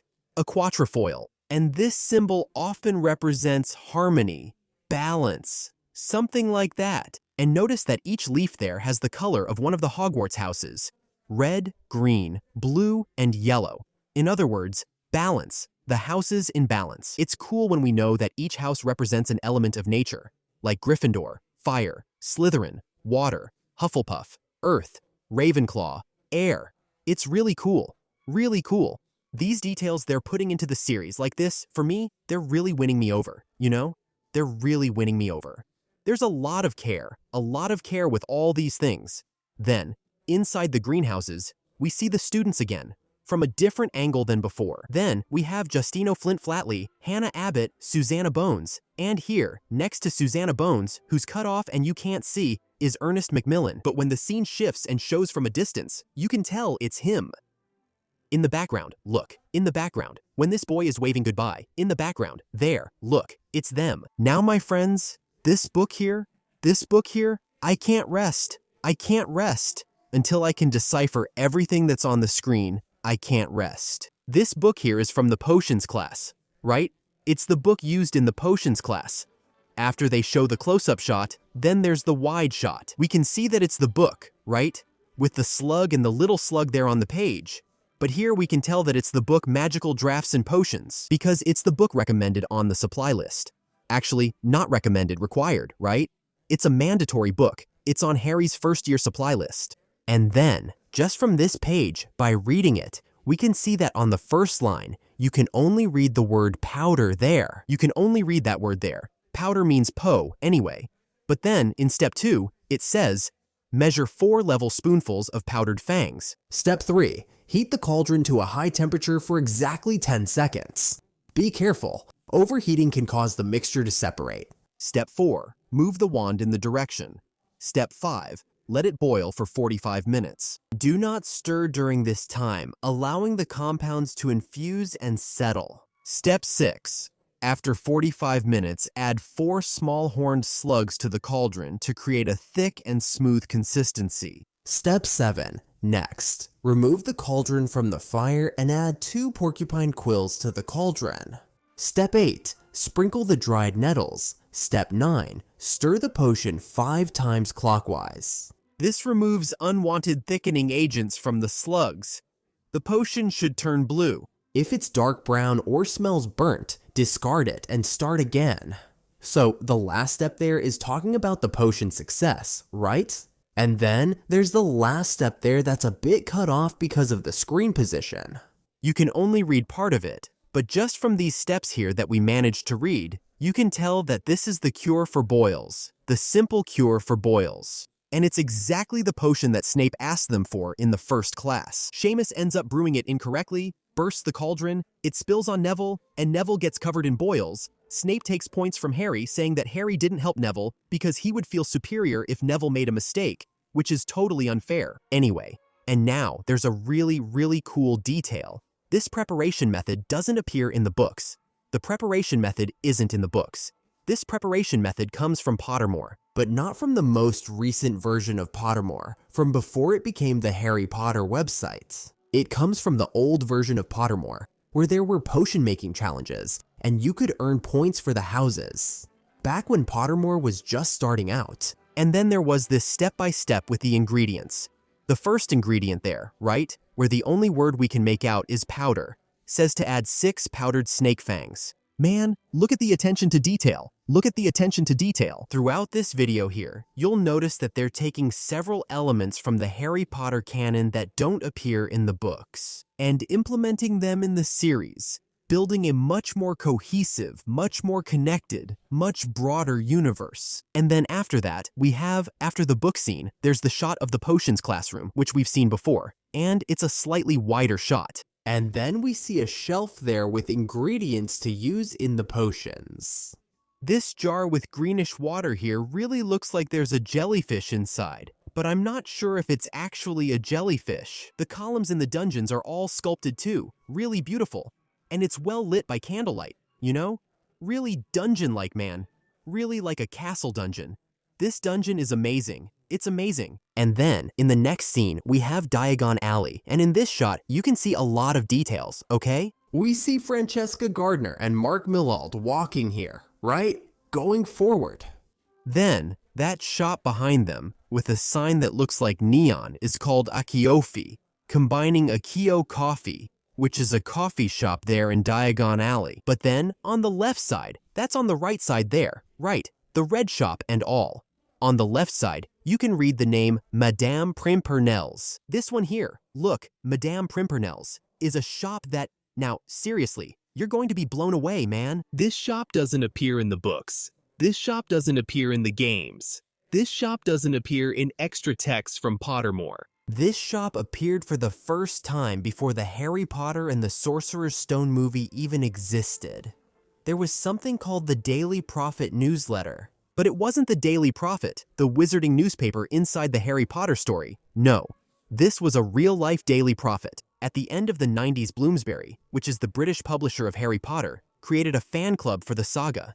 In this fan club, they invited children, only from Great Britain. And the children who signed up for the fan club received these Daily Prophet newsletters, which were nothing more, nothing less than pamphlets imitating the Daily Prophet, right? It's as if they were real news from the wizarding world, written by J.K. Rowling. The first newsletter was released on July 31, 1998. The second came out on February 8, 1999. The third one came out on June 1, 1999, and the fourth and last one was released on October 1, 1999. Do you realize this is 27 years old? 27 years. Madame Pimpernel appears for the first time in an ad in the second edition of the Daily Prophet newsletter. She's looking there for a junior potion maker to work at the shop. And it's specifically to work at that shop. Number 275 Diagon Alley, Madame Pimpernel's. So, my friend, that's what I mean when someone comes and says about the series, "Oh no!"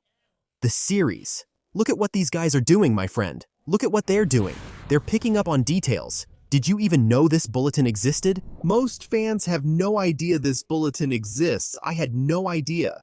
So, there are fans working on the series. Francesca Gardner is a big fan of the series. The showrunner, she's a huge fan. So there are a lot of hardcore fans there. Fans who really know what they're doing. One cool thing, a nice detail you can see here are these cauldrons on the left side, also on the left side of the screen. And it creates a cascade of a liquid that looks like it's on fire, which melts the cauldrons, you see? Really cool. And then, in the background, we can see Hagrid there. Nick Frost dressed up as Hagrid. And his stunt double is there too. Look, right behind him, see? The two of them look exactly alike. I mean, except for the size, right? But their outfits are exactly the same. Look, just like each other. This was probably the day they filmed the scene where Harry and Hagrid enter Diagon Alley, right? The actors wouldn't be there in costume for no reason. And here, still at this Diagon Alley moment, we can see a few things up there. Like a pair of scissors here, look, which is probably a clothing store. But it's not Madame Malkin's. Maybe it's Trappabello. And then, back there, after the scissors, there's a letter O. Do you see there's a small letter O? And this letter O, if you look closely, it actually looks like a sun with some rays like this. But actually, these are wands. And this letter O here is from Ollivander's shop. Like, it's a letter O. This is like a sign, just like this one with the owl here. But here, look, it's a letter O with wands coming out of it. It looks like a little sun here, see? Then there's a telescope over there, probably an astronomy shop. There's a shop with a storefront there. Next to, after the Owl Emporium shop, there's a red and yellow storefront. It looks like it says Slaw Confusery, something like that. I don't know if that's in French, but it's definitely not a shop mentioned in the books. Maybe it was something created there. Honestly, it's really hard to read. I even tried to read it on the TV, a bit bigger there, but I couldn't see it. Then in this scene where the art director is holding the phone there, taking a picture of Diagon Alley, there's a really cool detail. Notice that there's a little door here, look, in this part, where there are two wizards leaning there. See? There are two wizards leaning, then there's the wall. And then, if you come over here, after the wizard who's wearing the darker clothes, if you come in front of him, if you come to the side of this wizard here, there's a little door there where the cauldrons are. And then, on the wall, there's a dragon, like a sculpted dragon. Look over there. And then, these cauldrons here on the side, look, the ones shown in the other scene, they're turned on, right? With a practical effect working. You can see it's right there, incandescent, right? The lava. It's really like real lava, lit up right there. You can see it, that's really cool. And then, man, look, Diagon Alley has 2 floors. Did you notice that? Did you notice that Diagon Alley has 2 floors? No? Look, there's a little staircase here, see? A little staircase that goes up here. A little staircase, a flat part, a little staircase, a flat part, a little staircase to other shops, like there's the street, and here there's a staircase to more shops. 2 floors of Diagon Alley, my friend, 2 floors. Then there's a shop that seems to be called something with Abraxas as the last word. But the first name looks like Antonia Abraxas. It's also not a shop that existed before. It was created for the series. And Abraxas is a name that's well known among Harry Potter fans, right? Draco Malfoy's grandfather is called Abraxas Malfoy, Lucius's father. But I don't think this shop here has anything to do with him, no. Now, this low-angle shot here, with some things hanging there, is the Great Hall. You see that you can see that stained glass window in the background? The stained glass is the window in the background there of the Great Hall. Look, see? And these things hanging here? Honestly, I don't know what they are. I couldn't identify it. It looks like a mix of several things anyway. I don't know what that is. But it seems like you can see there's a branch on top, right? Look, man, maybe it's a mix. Maybe it's a Halloween decoration or something. I don't know. But over there you can see, look, the stained glass of the Great Hall. You can see it clearly. And then it cuts to a scene where there's a tree there, right? There, with Halloween decorations. There are several pumpkins and all. The black gate on the side, right there, you can see the locking system. That's the main gate of Hogwarts, right? That's the main entrance. And then we have suits of armor on the right side. And these suits of armor, man, are suits that sometimes move, talk, and even fight with each other. Even before Minerva McGonagall enchanted the suits of armor, there are some in the castle that are already enchanted on their own. And that's pretty cool. I remember in the Prisoner of Azkaban game, there was a part where you had to sneak past the suits of armor. And then, a purple beam would come out of their eyes, showing the area they were watching, and you couldn't touch it, you know? Incredible. Now, imagine when Minerva casts a pure totem locomotor in the Battle of Hogwarts. All the suits of armor coming out here to beat up Death Eaters. And then, it cuts to another scene inside Hogwarts. This time, the staircase there really has more plants. And this here too. Maybe it could be Halloween decorations. But this is that thing, right? The whole nature vibe. Hogwarts being very naturalistic. And then, these branches of dry twigs climbing up the stairs. And there's another suit of armor under the stairs there. You can see it showing up there, right? Under the stairs. Under the stairs in this case, right? It's not literally underneath, it's below. Like, you can see a suit of armor that's on the wall there, on a stand. And then, we go to a blackboard from the Transfiguration class. And on it, there are some types of transfiguration written. There's transformation, switching, vanishing, conjuration, untransfiguration, and, surprisingly, animagus. And animagus is introduced to students only in the 3rd year, right? But it's cool that it's there. Somehow, maybe this will be addressed there. I don't know, maybe included as a brief mention as a type of transfiguration, but it's there. And then, something really cool, there's a cut. And it shows one of the paintings in Minerva's classroom of the process of transfiguring a candle into a rat. That's there. It's the process of transfiguration. And then, there's another painting that shows the process of transfiguring a human with an eagle's beak. So, I don't know if we're talking about an animagus or just a simple human transfiguration into an animal there. The scene cuts, and we have Minerva McGonagall walking through the classroom. And she makes a wand movement there with her hand. Very theatrical in that style. And she does this movement at about the height of Ron's desk, probably helping Ron with something there, you know, something Ron did wrong. In the teaser analysis, I said that I thought Hermione's photo was in the Transfiguration classroom, from the moment when she's the only one in the class who manages to transfigure, or gets closest to transfiguring a matchstick into a needle. Do you remember that I said that? In the series teaser analysis? Because she's all happy, smiling there. And then I had deduced that from the environment, it seemed to be the Transfiguration class. When the teaser analysis for the documentary came out, I thought, wow, maybe this is actually the charms class where she does the Wingardium Leviosa. Because I ended up going by the wand movement, I said, wow, isn't this movement for doing the Wingardium Leviosa? But now I can see that it really is the Transfiguration class. And it's probably the first class where they try to transfigure the matchstick into a needle. Because Minerva is right there. Look, she's next to Ron. It's exactly the height that you can see in the photo, right? This photo of Arabella, it's right at the height where Ron is. It's exactly the height. Exactly the height. And from the paintings that appear in the background of Hermione's photo, now you can definitely tell. It's this room here. Look, it's this classroom. And then, you see, Minerva makes this movement with her hands to cast the spell. I'm really curious, really curious to see all the movements they're going to do, because it looks like all the spells are going to have these movements, man. I'm really curious to know about that. And then, it cuts to the behind-the-scenes footage, where Hermione does exactly that movement, right?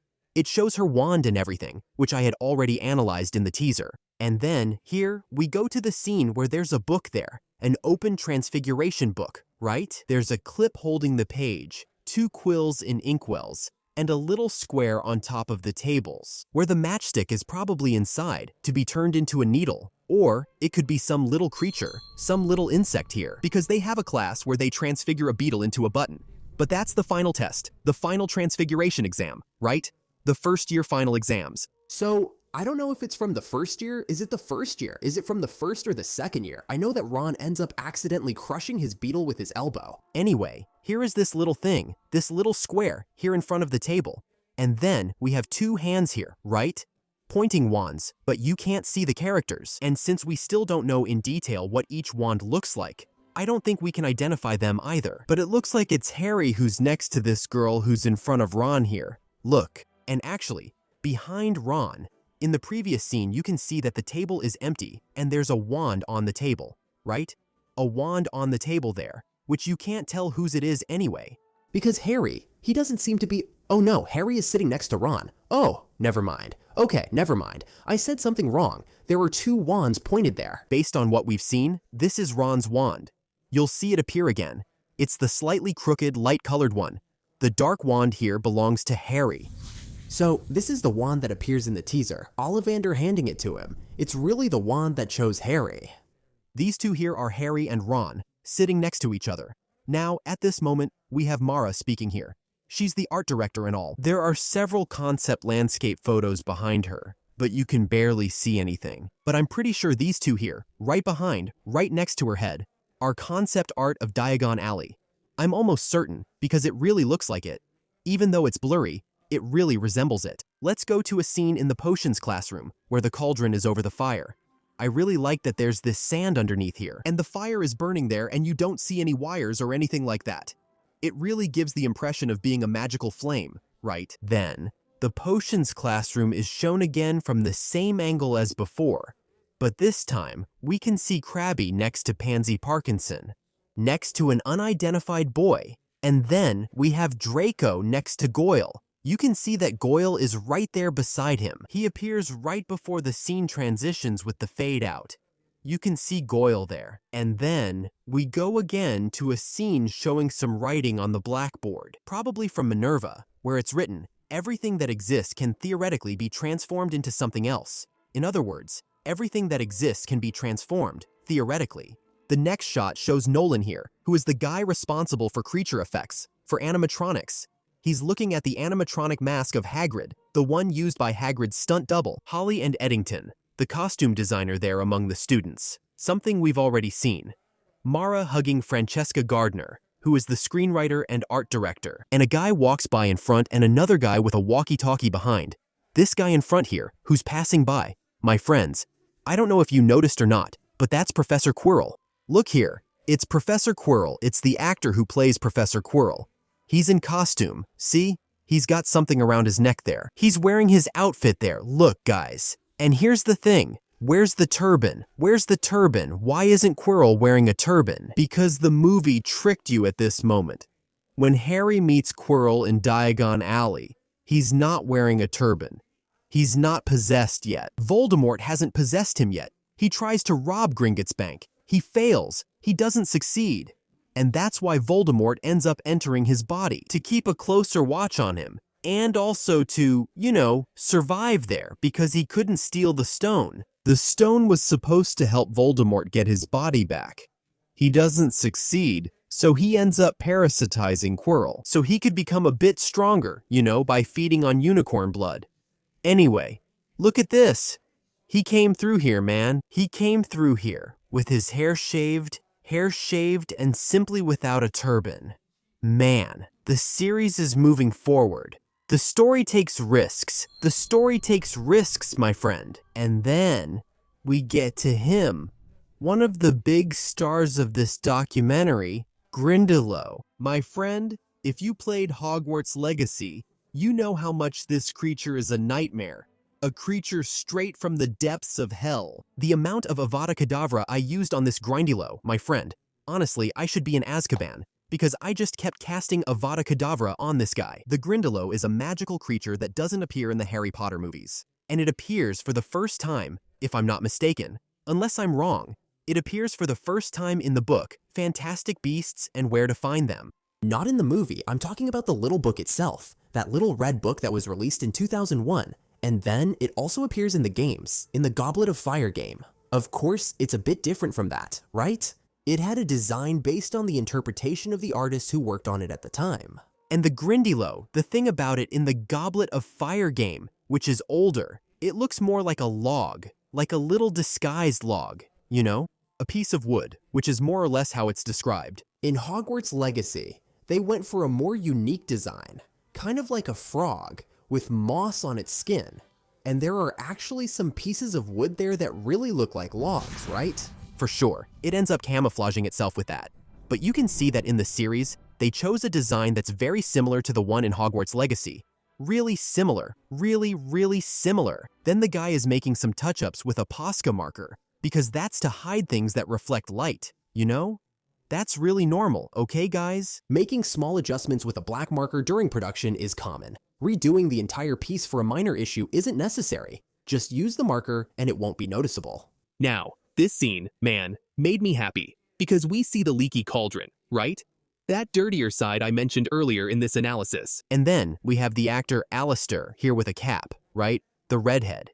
We have the actor who plays Neville, and we have the actor who plays Seamus. Look how small this kid is, man. Look how tiny he is. And he goes up to Mara all sweetly and says, "Look, you did a good job, huh?" And holds her hand like this. Look how tiny he is. No, seriously. Look how little this kid is. Look how tiny he is, man. I don't know how old he is, okay? I don't know how old he is. But I think he's a little younger here. He's a little younger. He's really small, man. And the actor who plays Neville grabbed a glass from the table and did this like a toast, like cheers. Man, the kids, damn, that's awesome. The kids were amazed, right, man? Really cool. There at the leaky cauldron, right? Now talking a bit about the setting, we can see that in the back, you can't see much detail because it's out of focus. But you can see that in the back there's a piano, and then some pictures on the wall. And there on the column, between the windows, there's a mounted animal head there, look. See? It looks like a fox. Look at that. Seamus looks cute, man. At this moment here when Julian Walker appears speaking, right? Showing Quidditch stuff. He says that his father worked on the Harry Potter movies and designed the first Quidditch pitch, the first version of the Quidditch field that was used in the movies. And now he's drawing the Quidditch part for the series, Man, look how cool that is, dude. Look how amazing, man. Look how amazing. Imagine your dad having done that kind of work and you following the same path, because this is the kind of work that, honestly, for me, is a dream job. Doing this right here, working with production like this, with this kind of art, making things for the movies, I think it's amazing. I think it's amazing. I think it's really magical, These people are responsible. They're responsible for making the magic look so real in front of us when we're watching something. It's these people. And then he talks about that, right? And then he's holding in his hand an example there of the design, it seems, of part of the chest that holds the Quidditch balls. And you can see the emblems of the 4 houses there. Really simple, right? The house colors and the name. And then there are 3 Quidditch hoops there. You can see the 3 goalposts, right? You can see a strange shape there. I can't identify it, but you can tell there's a shape. It even looks like a spell, a lightning bolt, something like that. And then on the other side, there are 3 squares that I couldn't identify either. Two of those squares are blue and have a white stripe in the middle.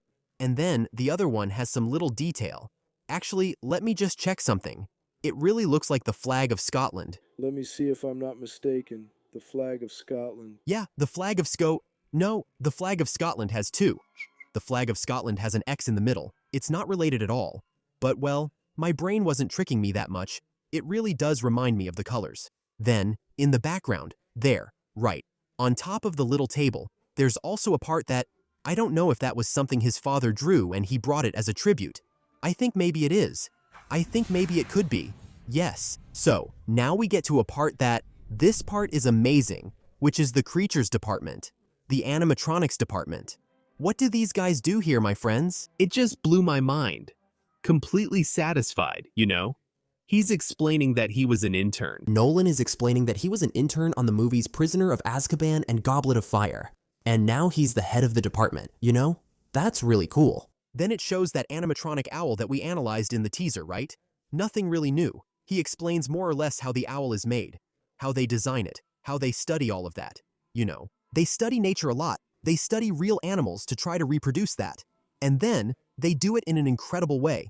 I mean, when you look at that owl, you say, it's real, you know? At this part, honestly, there's not much to analyze visually.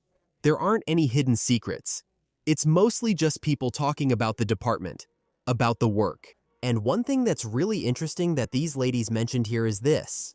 I was completely shocked. In an owl, there are about 36,000 feathers that they put on one by hand. All of this just to give it a realistic feel. And then I'm sure there will be people, when they watch the series, who will say, nuts, look, the CGI is terrible. And they'll have to eat their words because it's not CGI. There's this trend of criticizing CGI, isn't there? Back there behind Laura Sindel, who's the boss, the senior person there, you can see the concept art of Hedwig, right? There, look, some photos of the snowy owl and such. And also the other owl models there. And then they said they made 10 owls for the series. I mean, it sounds like a small number, 10. But think about it. 10 owls. Each one had about 36,000 feathers. So yeah, that's a lot. This here is probably going to be used to set up the shop over there, the Owl Emporium. Or maybe the Owlery too. And then, of course, the others. They end up multiplying them digitally as well. They do that too, right? It's not just the practical effect. It's the effects complementing each other there. Man, I love it. I love this. I love it. I love it. I love it. Well, you watch the magic of cinema here, right? From behind the scenes secrets. I love it. Since I was a kid, I used to get the Harry Potter DVDs and watch the extras. Honestly, I watched the extras more than the movies. I would watch them on repeat, you know? I loved, man, watching how it was made, how it was built. I think it's amazing. I think it's fascinating. Look at this, man. Putting 36,000 feathers on the owl makes it look really real. Now, one part of this moment here that drove me crazy was the animatronic of Scabbers, man. Honestly, there's not much to analyze visually, right? I've already talked about this part. But there's the skeleton of the Thestral there, right? And then the animatronic of Scabbers appears. They made it so it would really have the texture and density of a rat. When you pick it up, you see it touching there. It has the movements of the little rat's body, man. That's way too bizarre, man. Just to make it look real, you know? Just to give the impression that it's real. And then, he's explaining that it reacts to movements. Like, look at that in the guy's hand. Look at that rat. That's a robot, my friend. That's an animatronic, you know? Like, it's an animatronic. Man, that's even the way a rat sniffs. I'm just, like, this part just left me stunned. It's incredible. Because technology has evolved so much. Movies have been doing this for a long time, but technology has evolved a lot. So today, they can do this with much more realism, you know, with smoother movements. And look, man, honestly, the big surprise for me here was Scabbers biting. They made an ordinary Paraboss, right? Look at this, the rat in the guy's hand. You'd say it's a real rat, man. There's no way. When he puts it on the ground, then you notice, oh, the movement is a bit more robotic. You can tell a real rat wouldn't be like that, right? There's something off. The rat clearly won't just stand still in the corner, right? It looks real in his hand. Then there's the biting rat, the version of Scabbers that bites and hangs from the woman's finger. Look at this. Look at this nasty rat hanging from the woman's finger. Its little legs swinging like this. Like, I'm going to rip your soul out through your finger. Look at this, man. Look at this. Honestly, there's no way. This made me happy, you know why? If there's a Parabass that bites and hangs from the finger, it's because we're going to have the scene of Scabbers biting Goyle's finger on the Hogwarts Express when Goyle tries to take Harry and Ron's candy. Ah, my friend, it's just happiness. It's just happiness. Look at that. Little Scabbers hanging on and biting, but he's a little rascal, right? Then, zoom in to show it a little closer. He has these crustaceans. They're crustaceans, right? They come out of his skin there. It looks like they're magnetic, right? They come out of his skin and everything. And I think it's really cool here. At this point in the documentary, I thought it was really cool that they talk a lot about the children's reactions. They want the kids to have genuine reactions when interacting with things. So, that's cool. That's cool. You know? Because the kids are going to interact with these creatures. And he says that the Cavacharco, the trunk has branches there for the kids to play with and stuff. So we're going to see Cavacharco in class. Something we've never seen before, right? We're going to see that. I thought that even the Cavacharco could be for a shop in Diagon Alley or something like that. But no, apparently, the kids are going to have contact with it. They're going to interact with it. And then he shows the skeleton of the Cavacharco, which I even thought was from the fire crab in the analysis video. But it was actually from the Cavacharco. He keeps showing this thing with the branch and what comes off the body. It's amazing. It's a creature that looks kind of gross, to be honest. I get a bit uneasy with these kinds of things, you know? Let me give you an example. You know those creatures from Pirates of the Caribbean, from the Flying Dutchman? They kind of make me feel uneasy. When there are those. You know, it gives me a... One time, I was at the beach, and I saw this really nice rock, and I thought, wow, I'm going to sit on that awesome rock. When I got close to the rock, it was full of those creatures. I'm not climbing on that thing. No way. I get so grossed out by that stuff. Anyway, disgusting creatures. Dude, show a bird here. This bird, I don't know if it is, okay? I don't know if it is.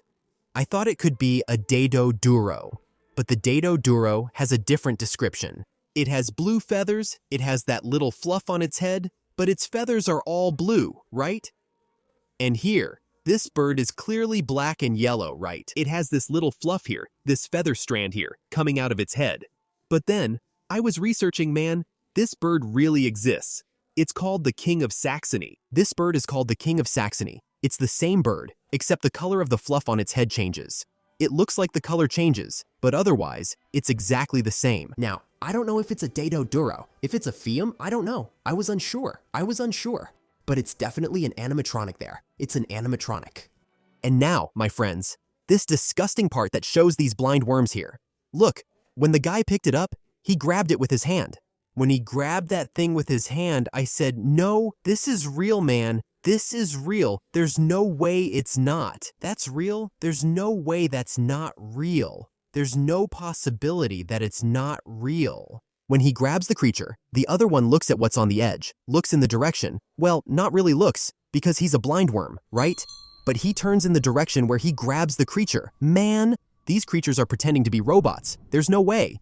No, man, look at that slime. Seriously, this is really disgusting, okay? Really disgusting. Really. Look, he even makes a point of touching it, lifting it up to show. Look at that.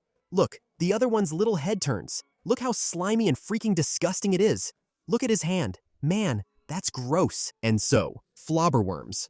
Remember that in the 3rd year, Hagrid teaches the students about flobberworms. After the accident with Buckbeak and Draco, he stops bringing potentially dangerous creatures, and then he starts bringing flobberworms, which are super boring. And the students have to keep feeding them, and they end up dying there from eating too much lettuce. Wow, what a disgusting creature. And then he appears, the fire crab. I always thought it was really funny that the fire crab looks like a turtle. And don't think the English name is any different, okay? Like, wow, Caranguejo de Fogo is just the translation. No, the name of this creature is fire crab, and it looks like a turtle. The fire crab has a shell covered in precious stones. And this creature almost went extinct because of that in the story, right? Because wizards used to hunt them to sell these shells here and make a lot of money. Mainly because the shells were great for making potions, to be used as cauldrons. And this little creature here shoots fire from its back nostril. You know, so we don't use another name? The butt. Yeah, it shoots fire from there. Actually, it's this creature. Look, here's the scene of it in Diagon Alley shooting fire. Look at that. There it is, shooting fire. There, shooting fire. Look at this. Look at this. How amazing. Shooting fire. My friend, shooting fire. They made this here just to appear for a second in the scene. You get it? That's why you guys say to me, wow man, do you think you're too excited for the series? No. How could I not be, my friend? How could I not be? It's the whole world. The world materialized before our eyes here with these things. How could I not be? For what, man? Are you crazy, dude? Look, in this scene where the crab is, they're having a butt fight. You can see there, look, a wizard who's on top of that telescope. On that platform with the telescope. See? His outfit is really cool, by the way. And he's there, looking through the telescope, just with his eyes, right? Look how cool that is. So I keep wondering if maybe this is footage of them filming a take here, right? But then there's a crane there. There's stuff. Although the crane is green, exactly, so it's easier to erase in post-production. But yeah, the fire crab. By the way, did you know it's the fire crab? Anyone who reads the books remembers the blast-ended scroot, which is that cursed creature that Hagrid creates by breeding, by mixing the fire crab with a manticore. Because Hagrid, when it comes to magical creatures, he's kind of crazy with his ideas, right? He just takes an extremely lethal creature like a manticore, mixes it with a fire crab, and it shoots fire out of its rear end. And he just thinks, oh, a little chihuahua puppy is going to be born, right? Hagrid is crazy when it comes to creatures. That's the truth. Then the blast-ended scroot is born. It's a creature where you can't tell its face from its rear, you know? It has the stinger of a manticore. It spits fire. Anyway, blast-ended scroots are just crazy creatures. And I hope they show up in Season 4, right? But just know that it's a mix of this little creature here. And then this girl shows up saying that when she was younger, you know, she would leave school and put on her Hogwarts robes. And now she's there working and all. Charlotte Colt, she's an intern. Ah, and here it shows Harry, a lady from the production team fixing something there. Wait, it's a guy from the production team fixing Harry's robes. A lot of food there, look, in the Great Hall, right? Wow, so much food. But then you notice a cool detail, Harry's messy hair on top, looking like Alfalfa from the Little Rascals. No, Alfalfa's little cowlick is just a tiny thing, right? But Harry's hair is messy there. It's cool that they're keeping this feature of Harry's hair being all rumpled and messy. That just won't stay neat, right? Then here, there's a card, right? A transition there. It's Vestim weaving the story within the history, which shows some drawings of outfits. Then there's Hagrid winterwear, right? Hagrid's winter clothes. Hermione Granger Gryffindor robes, which are Hermione Granger's robes from Gryffindor. And here, we have the confirmation, look, of this sweater. Look, Harry Potter Christmas. Sweater, which is Mrs. Weasley's, the one she makes for him here. Look, you can see he's in that snowball scene. And here, Ron's, which is this brick-colored one, is right there. Look, Ron Weasley Christmas. And then, they're going to show up here. Besides this photo, they're going to show up. This part here is about Holly Weddington, who is a costume designer, right? Oscar winner for Poor Things. She's really explaining the concept behind the clothes there. You know, the idea. To make the clothes for the Muggles, they went to thrift stores and picked out various clothes. Then, they reproduced thousands of versions and copies of those clothes. So, you can see here, look, the Muggles' costumes, right? For them to wear the clothes. Then she says, since we're in 1991, we choose these colors and this nylon fabric, those nylon warm-up jackets. Anyway, it's really the style of that time. And then, you see that the racks all have names, right? Like this. Like Muggle clothes from Little Indian, like Muggle men's clothes, Muggle women's clothes. It also displays a bit of the Quidditch robes. In the background, you see Hufflepuff's and Harry's robes. And then, when Harry is doing, now this is interesting, they are fitting Harry's Hogwarts uniform there. And this is on the day they're going to take pictures, because you can see that Arabella here, on the first day they arrive there, right? You can see Arabella here. She's wearing the same outfit, see? The little belt, the shirt tucked in. Anyway, Dominique is here trying on the outfit. Then there's the little Hogwarts dress, right? That dress I mentioned in the uniform analysis, salopette style, and so on, with the tartan pattern. By the way, Holly Waddington talks here in the episode about the Scottish tartan. But then, in the frame behind, what's interesting that I wanted to mention, in the frame, we have the house ties there, but we have some crests there, the Ravenclaw crest. Well, it's not a crest, it's an emblem, right? The Ravenclaw emblem, the Gryffindor one. And there's Gryffindor, and the lion is holding a little sword there. Look, see it? Can you see? It says Hogwarts houses, something like that. And this one here is for Quidditch. It looks like it's used in Quidditch. On top, we have other crests there, which, from what it looks like, is the crest of Hogsmeade. Look, it's part of the Railview crest, right? Railview. I don't know. Railway.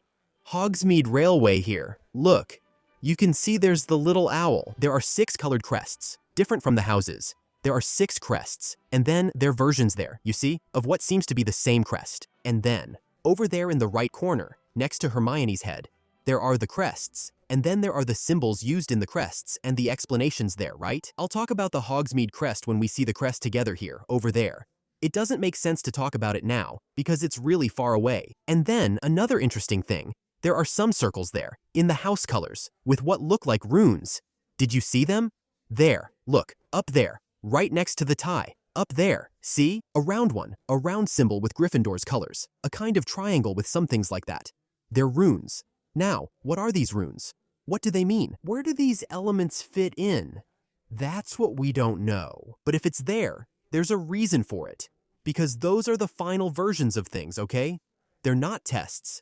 They're the final versions. It shows Dudley's clothes rack, due to Dursley. And here you can see the sweater. Look, the one Mrs. Weasley gives to Harry. Harry's clothes, which actually belong to Duda, and he starts wearing them. Old, worn out, right? Look at this. They even reproduce the worn out clothes, you know? It's crazy, man. It's crazy. What an amazing job, man. What an amazing job. Look how many people are involved in the work, you know? Then it shows some inspiration photos over there, right? These are photos of real people for inspiration, you know? They're not costume photos or anything like that. There, look, King's Cross men's section. A clothing rack from King's Cross. Probably from Muggles too, you know? Look at that, King's Cross. Look at all those shoes. Here in the clothing section too, there's not much to look at, you know? Men's clothing from King's Cross and all that. This rack even has some names on it, like Richard Jones, James Patel it seems. But honestly, they're not characters I know. They're not really characters from the story. Maybe it's something created for the series. Then here, the camera zooms out a bit. We have the St. Gregory uniform there, right? That's the Muggle school that Harry attends. That orange outfit with the floral skirt in the middle is likely the school principal's outfit, right? This is great because it confirms what I said about the uniforms in the video. The house sweaters are all burgundy, and only the stripe changes, see? Gryffindor's stripe, yellow, red. Hufflepuff, black, yellow. Ravenclaw, bronze and blue. Slytherin, green and silver. They all have the same color, see? To be honest, I understand the idea of unifying the school, of making it all one thing, but I'm not sure if I really like the burgundy sweater. I think maybe if it were a more neutral color, you know? Like a dark gray, maybe black.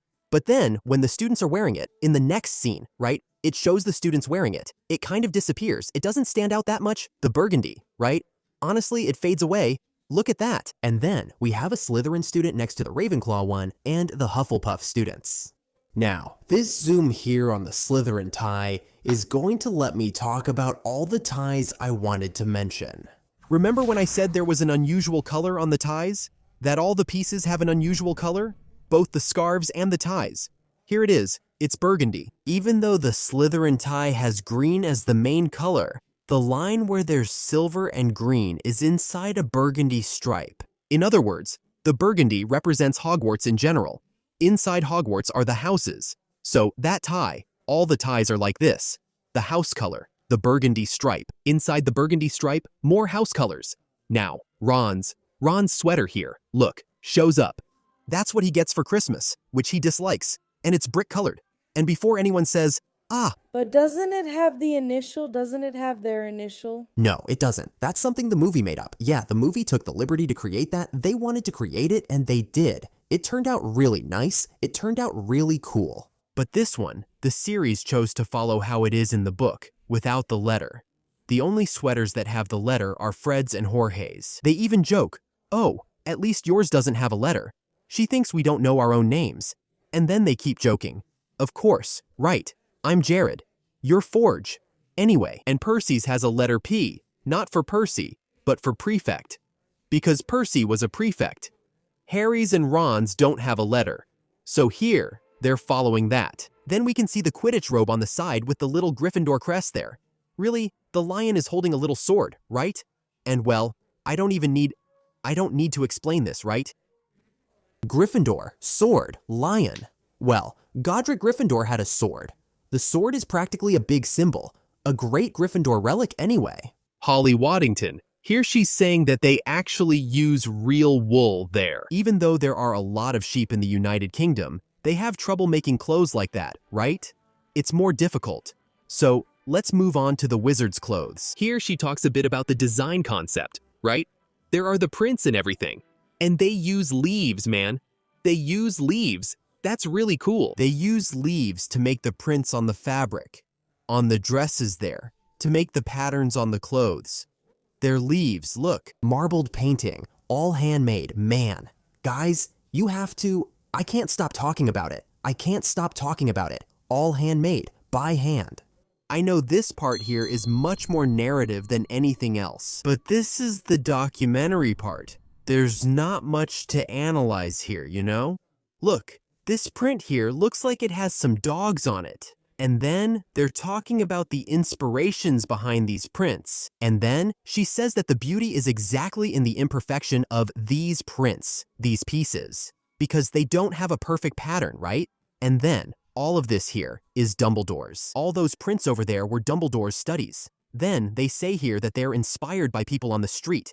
They even joke, right? Like, oh, we get inspired by the wizards we see on the street. People dressed, you know, in a different way. Something that catches your attention, some element in the clothing. And then they would take photos and bring that into the department as inspiration to work on. At this moment here, look, when Holly Weddington is fixing this wizard's costume, it's during the filming where Walter is coming back from work, or going to work, right? And then there are the Muggles celebrating. We saw the leaked scene, right? This gentleman, by the way, walking in front of the car. Then this other wizard appears, wearing red clothes. The guy we think is Daedalus Diggle, right? We think it's Daedalus Diggle. This one here. And here it's right on the street, where they cross here in front of Walter's car. Then this wizard who appears here, man, his outfit is really stylish, this black outfit here. Look, with these embroideries, these details. It looks like he's there at the cafe on platform 9 3/4. Okay, I'm not sure. It just looks like it. From the background and those bronze-colored things, it seems like the same place.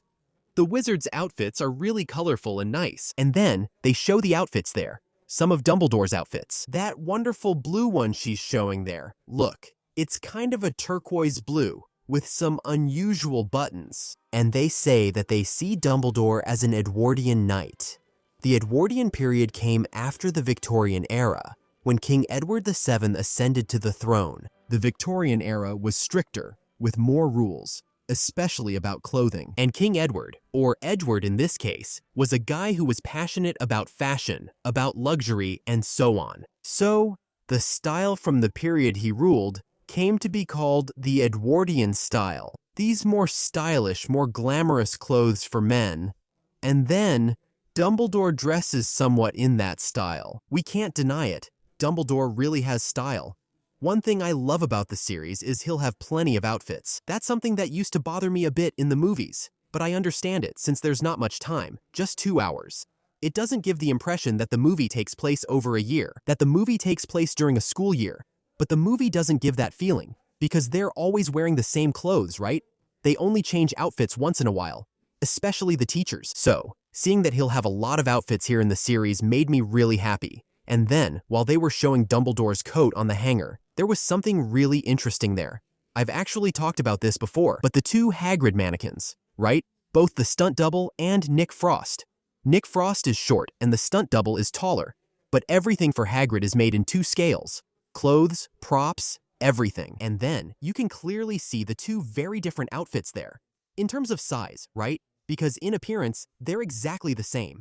Now, what's most interesting here, right, after all this conversation, it's Holly Weddington working with a piece of fabric over there, along with another lady. And in the background, there are some concept art pieces that you can see clearly. And in these concept arts, we have Argus Filch, the caretaker of Hogwarts. It's the first glimpse we get of Filch there. And then, here on the other side, right, where Filch is between the 2, between Holly and this lady. And then, next to this other lady, we have the concept art of Dumbledore. You can see his beard like this, and he's got Fox on his arm. This is also our first glimpse of the Phoenix. And here we have, my friends, none other than Peeves, the poltergeist of Hogwarts. Look at Peeves here, these pointy, thin little shoes. Those shoes belong to the devilish Peeves. Now, look at the little hat that this rascal is wearing. It has a propeller. You know those little propeller hats? People were saying on Twitter, look, that he's wearing Serginho Malandro's hat. Look, to be honest, I had already seen this. I had already seen the concept art for Peeves. Actually, I saw more than one. I didn't just see this one. I don't know if this is the final one, the one they used to make the costume, but I believe it is. It's just that I would have preferred if Peeves had a more colorful outfit. This thing about his outfit being all black, I don't know what the idea of the series is. Since he's a chaotic spirit, right? An indestructible spirit of chaos. Maybe that's what they wanted to convey.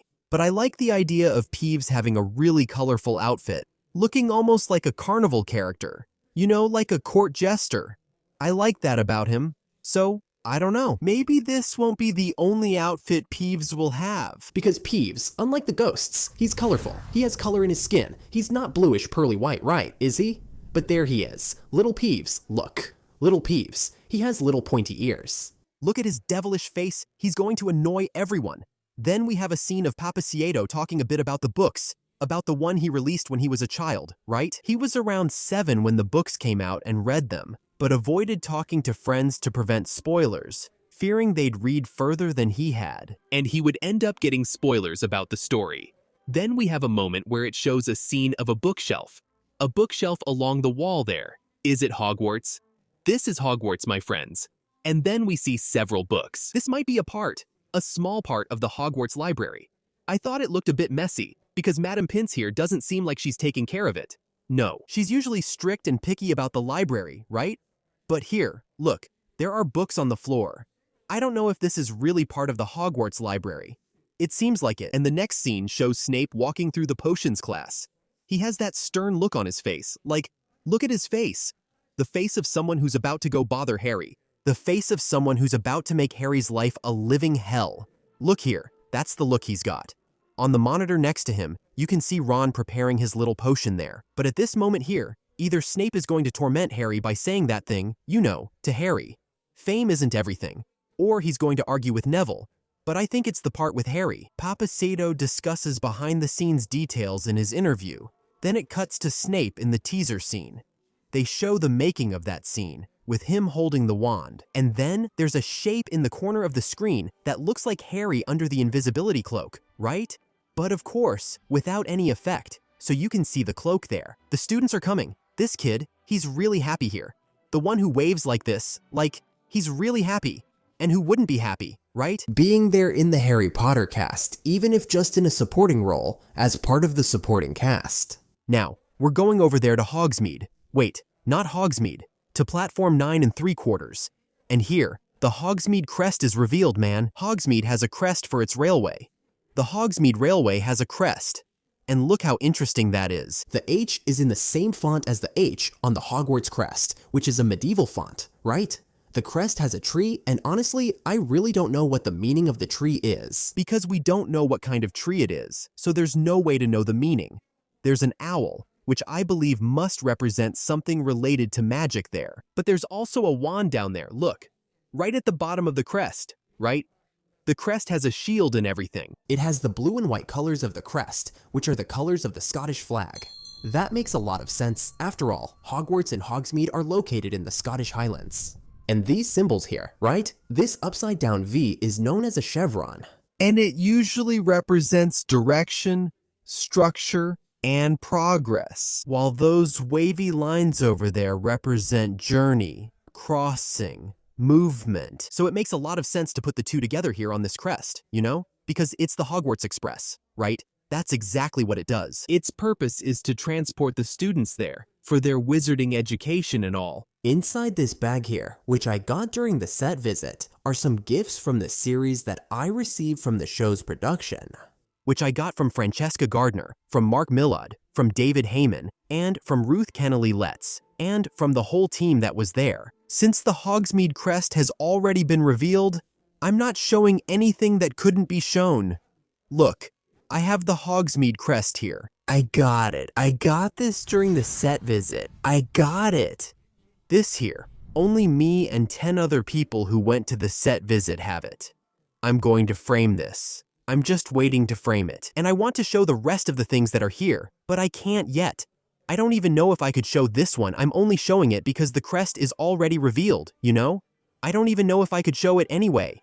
I don't know if this will make it into the video either. If it does, you saw it. And then, over there, the shot changes, right? Platform 9 3/4, there's the clock, the express. Nothing new, we've already seen it, already analyzed it. And then, once again, we have the aerial view of Edinburgh Castle in the background, which, according to legends, inspired Hogwarts Castle. Once again, the fans show up, right? The person is saying, oh, there's still a lot in common. The narrator of the story, of the documentary, is saying, although Harry Potter is such a timeless story, so remarkable, there's still a lot to see now with the series, right? It then shows roughly what was shown at the start, the statue in Leicester Square, etc. And we go to a scene that really surprised me, my friends, which is Albus Dumbledore in his office. Albus Dumbledore in his office. This here is Dumbledore's pajamas, okay? Look at Dumbledore's big pajamas, so stylish. The little hat here, look. Then he's reading a little book in his hand. And man, could I be crazy? I could, but I know you guys like my craziness. Inside his little book, what's drawn there? Doesn't it look like the shape of the blood pact he made with Grindelwald, which appears in the movie Fantastic Beasts? I know they're different things, but I really think there will be tributes to the movies in the series. You know? Look at that. The shape is just like the blood pact, man. Maybe it's just a crossword puzzle he's doing, but the shape is similar. It's right there in front of the table, right? His little table. There's a book, a little box, a bottle there with a drink, which is definitely guarana, because Dumbledore is all about healthy living. No way. That's probably fire whiskey or brandy. And then we get the first glimpse of what could possibly be the Elder Wand. Look, on top of the little box, that's Dumbledore's wand right there. And we know that at this time, Dumbledore was the owner of the Elder Wand. Now, you can't really see it in much detail. You can't really see it. You just can't, but that's probably the Elder Wand. There are a lot of books there, as usual, right? Lots of shelves with books. The chandelier has 3 very, very stylish spheres here. The chandelier is really stylish too. There's a little lamp with a stained glass shade over there, also really stylish. And Dumbledore is there, doing his crossword puzzle. And then, John Lithgow shows up again, right? Speaking in the interview. It shows him being made up, him talking about aging while the actors are growing up with Harry Potter. That he wants to see that, you know, be a part of it. He talks about how talented the actors are, the trio there, you know? And then I thought this scene was really cute. Okay, him holding hands there with Alistair, joking around and relaxing. It's great to see that from an older, experienced actor.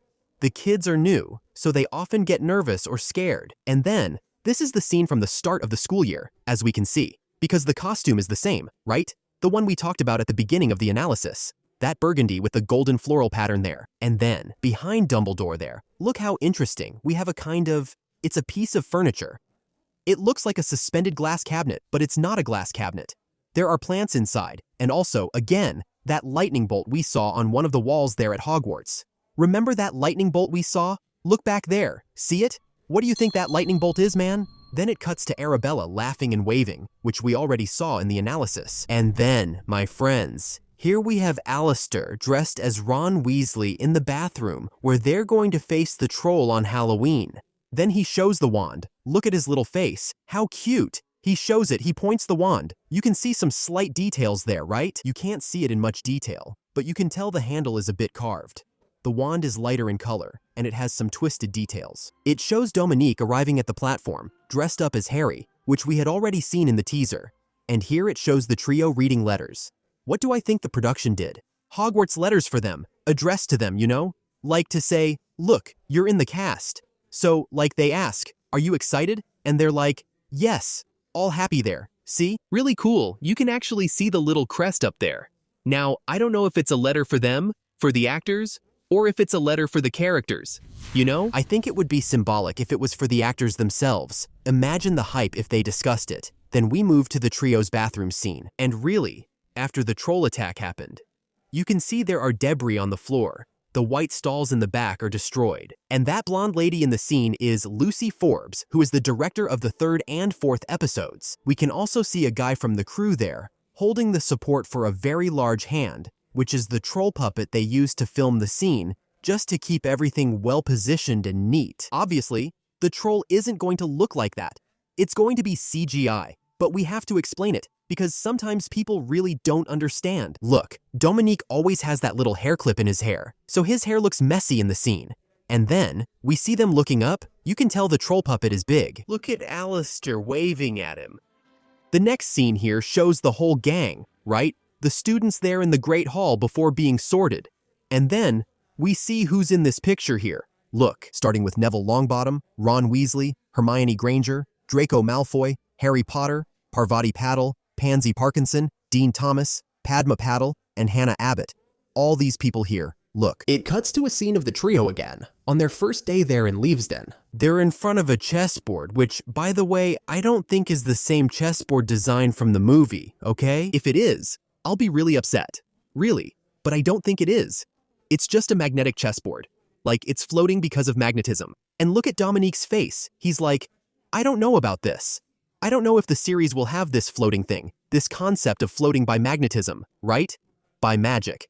Not magnetism, magic. I don't know if that's going to be in it. This is a chess set that's actually for sale, okay? It's not really the wizard's chess. I think he's just showing it, explaining the concept there.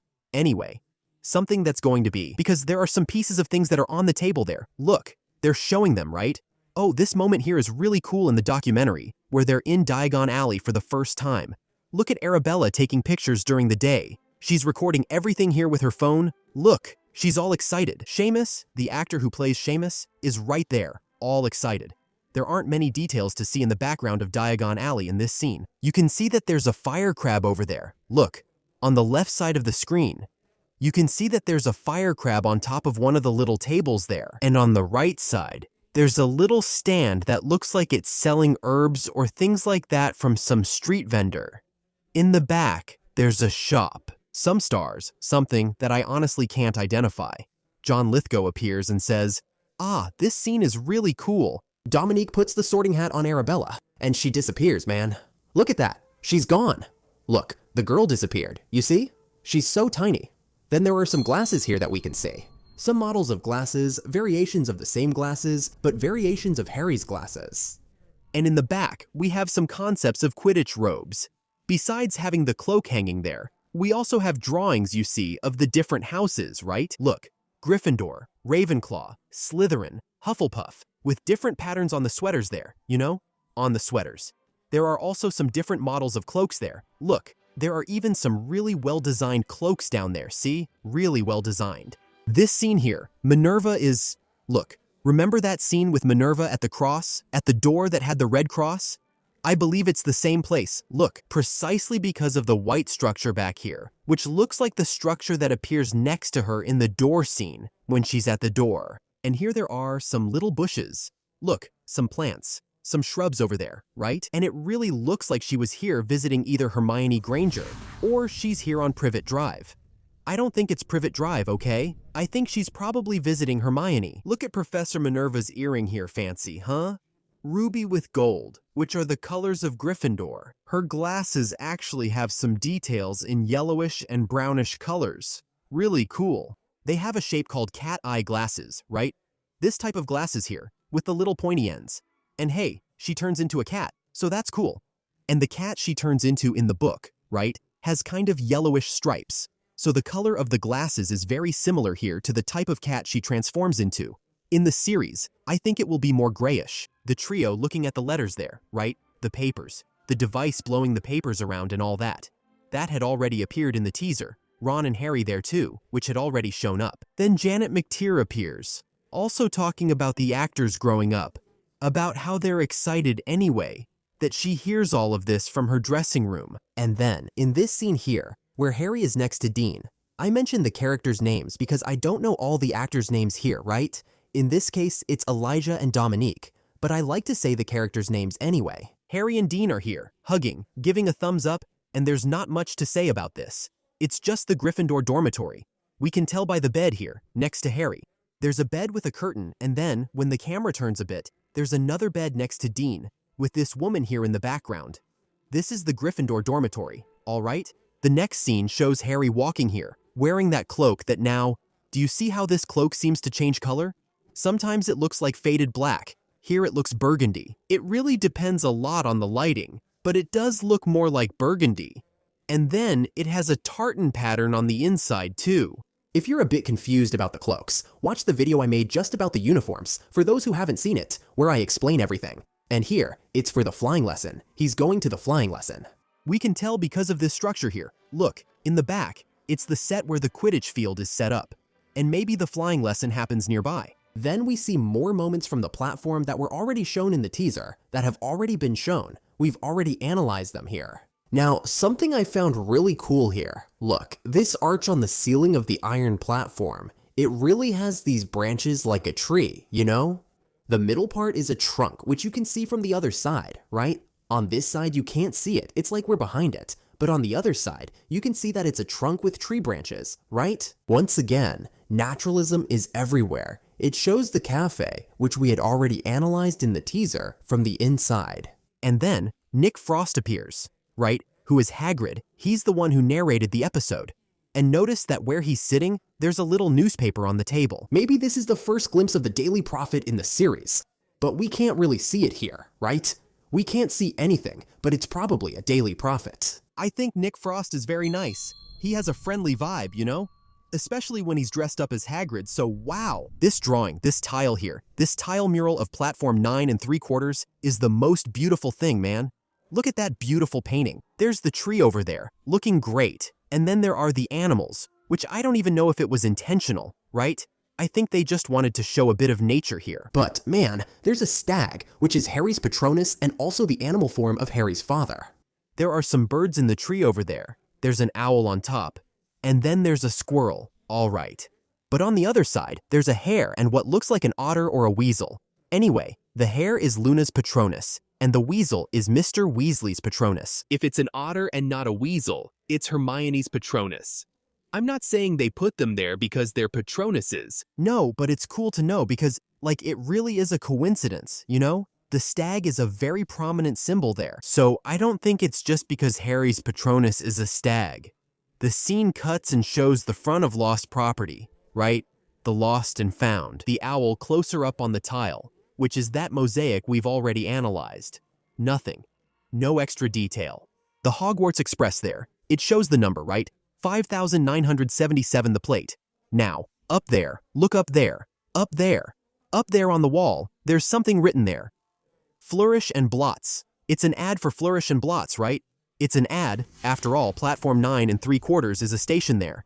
And at stations, there are a lot of ads, right? That's really cool. There are the carts. Nick Frost tells you to cover your ears because the train is really loud. And here they're showing that the train actually moves, right? That it leaves the platform. That's really cool and all. And here, my friends, look how nice this is. When they show the inside, from the view inside the Express, it goes through a part where there are 3 posters. And one of those posters there, the one on the right, has a night bus. Look, there it is, Hogsmeade Railway. And then there's a night bus poster. It's an ad for the night bus. There's a Diagon Alley poster. There it is. Explore Diagon Alley. Explore Diagon Alley. There are buildings and items there. And then, on the side, there's a Flourish and Blots poster. Look, it says, Flourishing Boots. Right there, at the bottom on the left side, you can read Flourishing Boots. And then there's the store's facade. There's a drawing of the store. That's really cool, man. That's really cool. And then, man, before it actually ends, right, we have professionals, right? After it fades out, it shows up there. Narrated by Nick Frost and all, professionals show up, like this Jamie Wilkinson, who's a prop maker. A prop maker is someone who makes props, who works with things that make up the set, right? From creation to repair anyway. He's the prop maker for the series, and his father was the prop maker for all 8. Look how amazing that is. It's really something that's been passed down in the family, you know, from father to son. And then he says he's happy to keep honoring his father's legacy. Then Will Stickley appears, who says he met his wife while working on the movies there. And now he and his own son work on the series, you know? It's amazing. This documentary shows how many incredible and talented people are working on the series. It will never be the work of just one person. Never, never, never, never, never, never. It's an incredible, massive job, with several brilliant minds behind it. And a lot of manpower, a lot of work, a lot of things happening.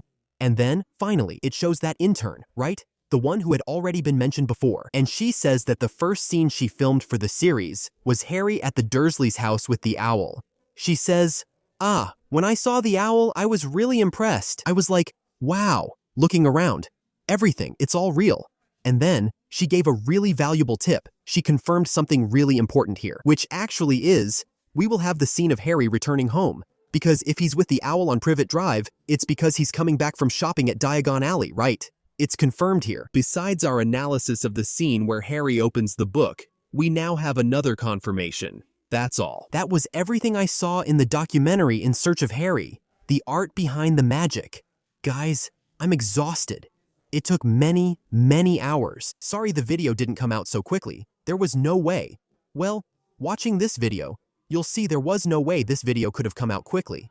I needed to analyze it thoroughly. I like to do that. I do it with a lot of care. I do it very carefully. I'm kind of scared to see how long this video is going to be. And I'm also kind of scared about the episodes of the series. I know there's a lot here. It's all new, right? We're seeing it for the first time, so it's worth talking about. But with the series, I know myself. I know I'm kind of a weirdo like that. I'm going to want to do something like this. And I don't know. But, well, I hope you guys like it. I hope you enjoyed this episode. I hope you enjoyed this video. If you liked it, don't forget to leave a like. Man, I think your like on this video, if you enjoyed it, will help a lot. And so will your comment and sharing it, okay? See you next episode on Calderon Furado. Until then, mischief managed.